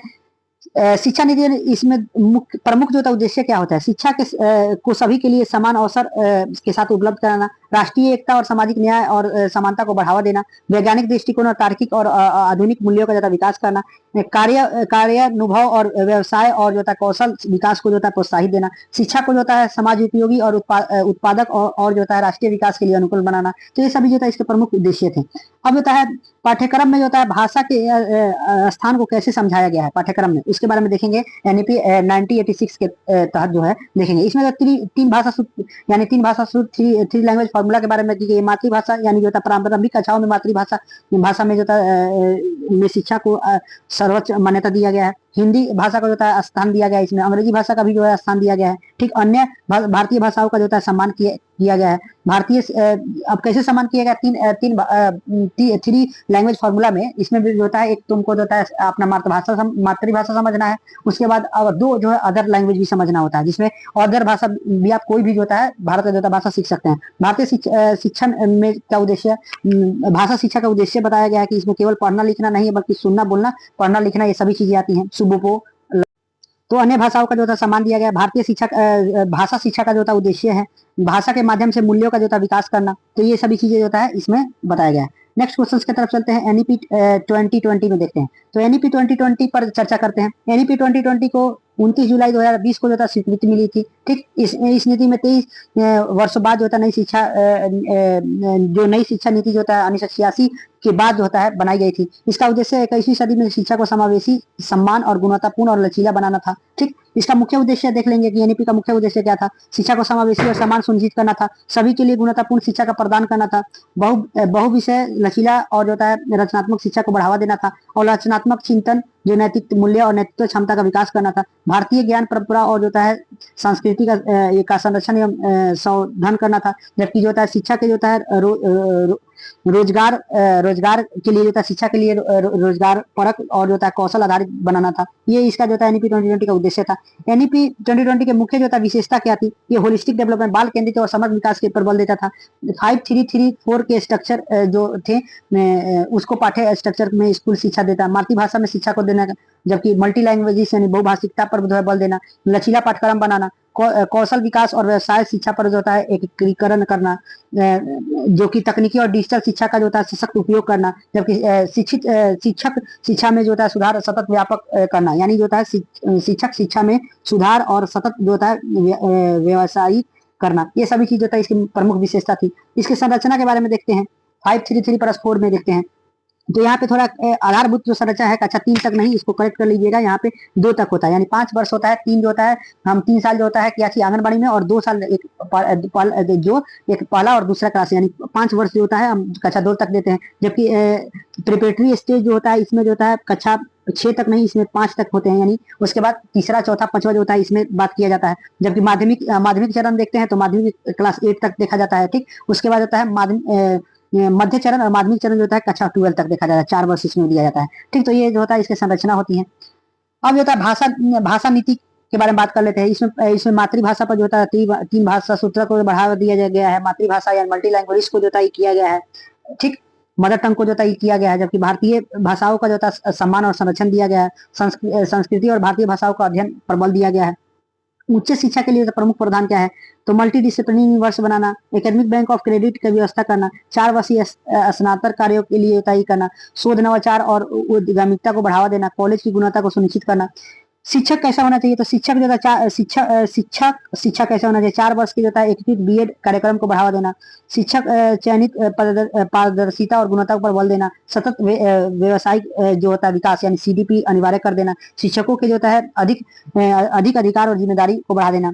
अब कौशल और व्यवसायिक और सामाजिक शिक्षा की बात कर लेते हैं। तो ये चीजें जो होता है ये इंपॉर्टेंट नहीं है, एक्स्ट्रा इन्फॉर्मेशन दे दिया है। नेक्स्ट क्वेश्चन के तहत चलते हैं। ठीक, नेक्स्ट क्वेश्चन, क्वेश्चन नंबर 29, इसमें जो होता है कोठारी आयोग के जो है बारे में बात किया गया है कि कोठारी कमेटी, ये क्वेश्चन पूछे गए हैं यानी 23 और 24 में लगातार पूछे गए, तो इसको हम लोग अच्छे तरीके से देखेंगे। ठीक, प्रस्तावना में देखते हैं कि स्वतंत्रता के बाद होता है शिक्षा की स्थिति की समीक्षा एवं जो होता है उसमें सुधार के लिए केंद्र ने 14 जुलाई 1964 को डॉक्टर डी.एस. कोठारी की अध्यक्षता में जो होता है शिक्षा आयोग का जो होता है गठन किया। इस आयोग में जो कोठारी आयोग कहा जाता है और इसने जो होता है अपना रिपोर्ट जो होता है 1966 में अपना रिपोर्ट प्रस्तुत करता है। ये भारत का पहला समग्र व्यापक और वैज्ञानिक शिक्षा जो होता है आयोग था। ठीक, उसके बाद देखते हैं आयोग का गठन कब किया गया, तो इसका गठन जो होता है 14 जुलाई 1964 में किया गया है और ये रिपोर्ट प्रस्तुत कब करता है, 1966 में करता है, डॉक्टर दौलत सिंह कोठारी के द्वारा किया जाता है। ठीक, उसके बाद आगे बढ़ते हैं। आयोग का जो था इसका आयोग का उद्देश्य क्या था, राष्ट्रीय शिक्षा प्रणाली को जो था समीक्षा करना था और शिक्षा के विकास हेतु जो होता है नीतिगत सुझाव देना था।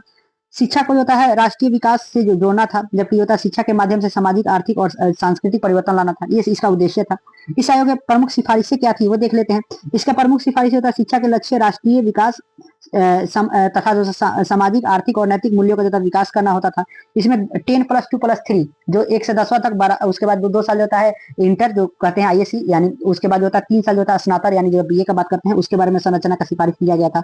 समान स्कूल प्रणाली की सिफारिश की गई थी। शिक्षकों की स्थिति और वेतन और प्रशिक्षण में सुधार पर बल दिया गया था। शिक्षक का माध्यम जो होता है, शिक्षा का माध्यम जो होता है मातृभाषा और क्षेत्रीय भाषा का प्रमुख माध्यम बनाया गया था। व्यवसाय और तकनीकी शिक्षा के पर जो है जोर दिया गया था। इसमें शिक्षा के जीडीपी क्या, हाँ ये भी क्वेश्चन पूछा गया है, पर्टिकुलरली क्वेश्चन पूछा गया है कि जो कोठारी आयोग में जो शिक्षा का जो होता है कितना परसेंट, उसके जीडीपी का कितना परसेंट जो होता है इसमें सिफारिश किया जाता है, तो 6%। कितना, तो 6%। उसके बाद होता है व्यक्ति शिक्षा और महिला शिक्षा पर नियंत्रण शिक्षा पर विशेष बल दिया गया था। अब आगे देखते हैं इसमें देखते हैं इसकी विशेषता क्या थी इस आयोग की। इसमें जो था राष्ट्रीय जो था पुनर्निर्माण का जो था साधन माना गया था। शिक्षा को सामाजिक परिवर्तन का जो था उपकरण बताया गया था। पहली बार जो है समान स्कूल प्रणाली और शिक्षा पर जो है सार्वजनिक व्यय का जो था 6% की जो है अनुशंसा की गई थी। प्राथमिक, माध्यमिक, ऊंची और जो था विश्वविद्यालय शिक्षा के विपरीत संरचना की सिफारिश की गई थी। शिक्षा को सभी स्तर प्रारंभिक, माध्यमिक और उच्च एवं व्यक्ति शिक्षा पर जो है विस्तृत सुझाव दिया गया था। शिक्षा को जो होता है सांस्कृतिक विकास और तकनीकी और नैतिक मूल्य पर जोर देने की सिफारिश की गई थी। ठीक, आयोग के जो होता है अन्य महत्वपूर्ण जो होता है सिफारिशों को देख लेते हैं। प्रारंभिक शिक्षा को सार्वभौमिक और निःशुल्क बनाना था। माध्यमिक शिक्षा को जो होता है तकनीकी और व्यवसाय को के अनुकूल बनाया जाए। उच्च शिक्षा में गुणवत्ता और अनुसंसाधन और स्वायत्ता पर बल दिया जाने लगा। पर शिक्षा प्रणाली को सुधार करके सतत और जो होता है सीसी जो होता है यानी सतत मूल्यांकन पर जोर दिया जाए। जो भी राष्ट्रीय शिक्षा जो भी शैक्षिक एकता और राष्ट्रीय भावनाओं को जो होता है विकसित किया जाए। ठीक, उसके बाद जो होता है पुस्तकालय, जो प्रयोगशाला यानी जो लैब होता है, खेलकूद और सह शिक्षा गतिविधियों को पर विकास पर बल दिया गया है। कोठारी आयोग आयोग का जो था महत्व, क्या महत्व था इसका, इसके सिफारिश ने भारतीय शिक्षा की जो है दिशा और जो है नीति को जो है गहराई से प्रभावित किया है। इसकी जो है अनुशंसाओं पर जो होता है 1968 की जो होता है राष्ट्रीय शिक्षा नीति का निर्माण किया गया। आज भी जो होता है भारत की जो है शिक्षा प्रणाली की आधारशिला जो होता है इसी आयोग के सिफारिश पे है। ठीक, नेक्स्ट क्वेश्चन पाठ्यक्रम और पाठ्यचर्या के बारे में देख लेते हैं, इनकी अवधारणाओं को। सबसे पहले इनकी अवधारणाओं को देखते हैं। अवधारणा क्या है, पाठ्यचर्या क्या होती है। पाठ्यचर्या वो समग्र शैक्षणिक योजना होती है जिसमें जो होता है पाठ्यक्रम के साथ साथ जो होता है शैक्षणिक विधियों सह पाठ्यक्रम गतिविधियां, मूल्यांकन, शिक्षण, अधिगम, अनुभव तथा जो होता है विद्यार्थियों के समग्र विकास से संबंधित जो होता है सभी गतिविधियां शामिल होती हैं। जबकि जो होता है पाठ्यक्रम क्या होती है, पाठ्यक्रम वो लिखित योजना होती है जिसमें जो होता है किसी कक्षा तथा या जो विषय के एक निश्चित समयावधि यानी समय विधि के दौरान जो होता है पढ़ाए जाने वाले जो भी विषय और अध्यायों का जो होता है शिक्षण या सामग्री का जो होता है जो भी सामग्री क्रमबद्ध विवरण होता है उसको जो होता है पाठ्यक्रम करते हैं। यानी कहने का मतलब है कि ये जो पाठ्यक्रम होता है वो पाठ्यचर्या का जो होता है एक हिस्सा होता है। ठीक, इसका उद्देश्य देख लेते हैं। उद्देश्य क्या है, उद्देश्य होता है विद्यालयों को जो होता है सर्वांगीण विकास में, विद्यार्थियों को सर्वांगीण विकास में जो होता है सहायता प्रदान करना। शिक्षकों के लक्ष्यों को जो होता है स्पष्ट रूप से निर्धारित करता है। शिक्षण अधिगम की प्रक्रिया को जो होता है दिशा देता है। ज्ञान कौशल और मूल्य दृष्टिकोण का विकास करता है। विद्यार्थियों की आवश्यकता और उनकी अभिरुचियों को जो होता है पूर्ति करता है। समाज एवं जो होता है राष्ट्रीय की होता है आवश्यकताओं को पूरी करती है, समाज की और राष्ट्रीय की एकताओं को, क्योंकि शिक्षा में जो होता है एक रूपता, निरंतरता और समन्वय स्थापित करना होता है। तो ये इसका लक्ष्य होता है। जबकि शिक्षकों के लिए पाठ्यक्रम क्यों आवश्यकता होता है, ये भी क्वेश्चन पूछे गए हैं, लगातार 2-3 साल पूछे गए हैं क्वेश्चन। तो शिक्षकों की जो है शिक्षण की दिशा को निर्धारित करना, यानी जो उनके किस तरह का पढ़ाना है, क्या करना है, तो उसका दिशा निर्धारित करने के लिए ये करना। शिक्षकों की योजना, यानी जो होता है वो लेसन प्लान बनाते हैं, जो भी योजना करते हैं, ठीक, प्लान करते हैं, उनमें सहायता प्रदान करता है। उचित उचित शिक्षण विधियां एवं संसाधनों का चयन, यानी क्या क्या कौन से होता है टीचिंग मेथड्स वो यूज करेंगे, कौन कौन से संसाधनों का जो यूज करेंगे, उस सभी चीजों को जो होता है इसमें जो होता है हेल्प करता है ये क्या पाठ्यक्रम। शिक्षण कार्यक्रम को एकरूपता और निरंतरता देने के लिए कि हाँ जो उसको क्रमबद्ध तरीके से पढ़ाने के लिए उसके लिए जरूरत होता है। मूल्यांकन और उपलब्धि जांचने के लिए होता है सहायता होती है। जो भी मूल्यांकन और उपलब्धि है बच्चों का, क्या उनके मूल्यांकन करना है, कितना सीखे, क्या करने, तो कैसे करना है, वो सभी चीजों को जो होता है पाठ्यक्रम जो होता है वो हेल्प करता है। समय का सदुपयोग करना, यानी जो होता है कि वो समय चूंकि जो होता है लेसन प्लान में ही जो होता है सिखाया जाता है कि समय को बांट करके जो होता है कितना कितना समय क्या चीज पे देना है, और उसके चलते जो होता है जो होता है जो भी पाठ्यक्रम जो होती है उसको अच्छे तरह से बच्चों को समझाना, ठीक।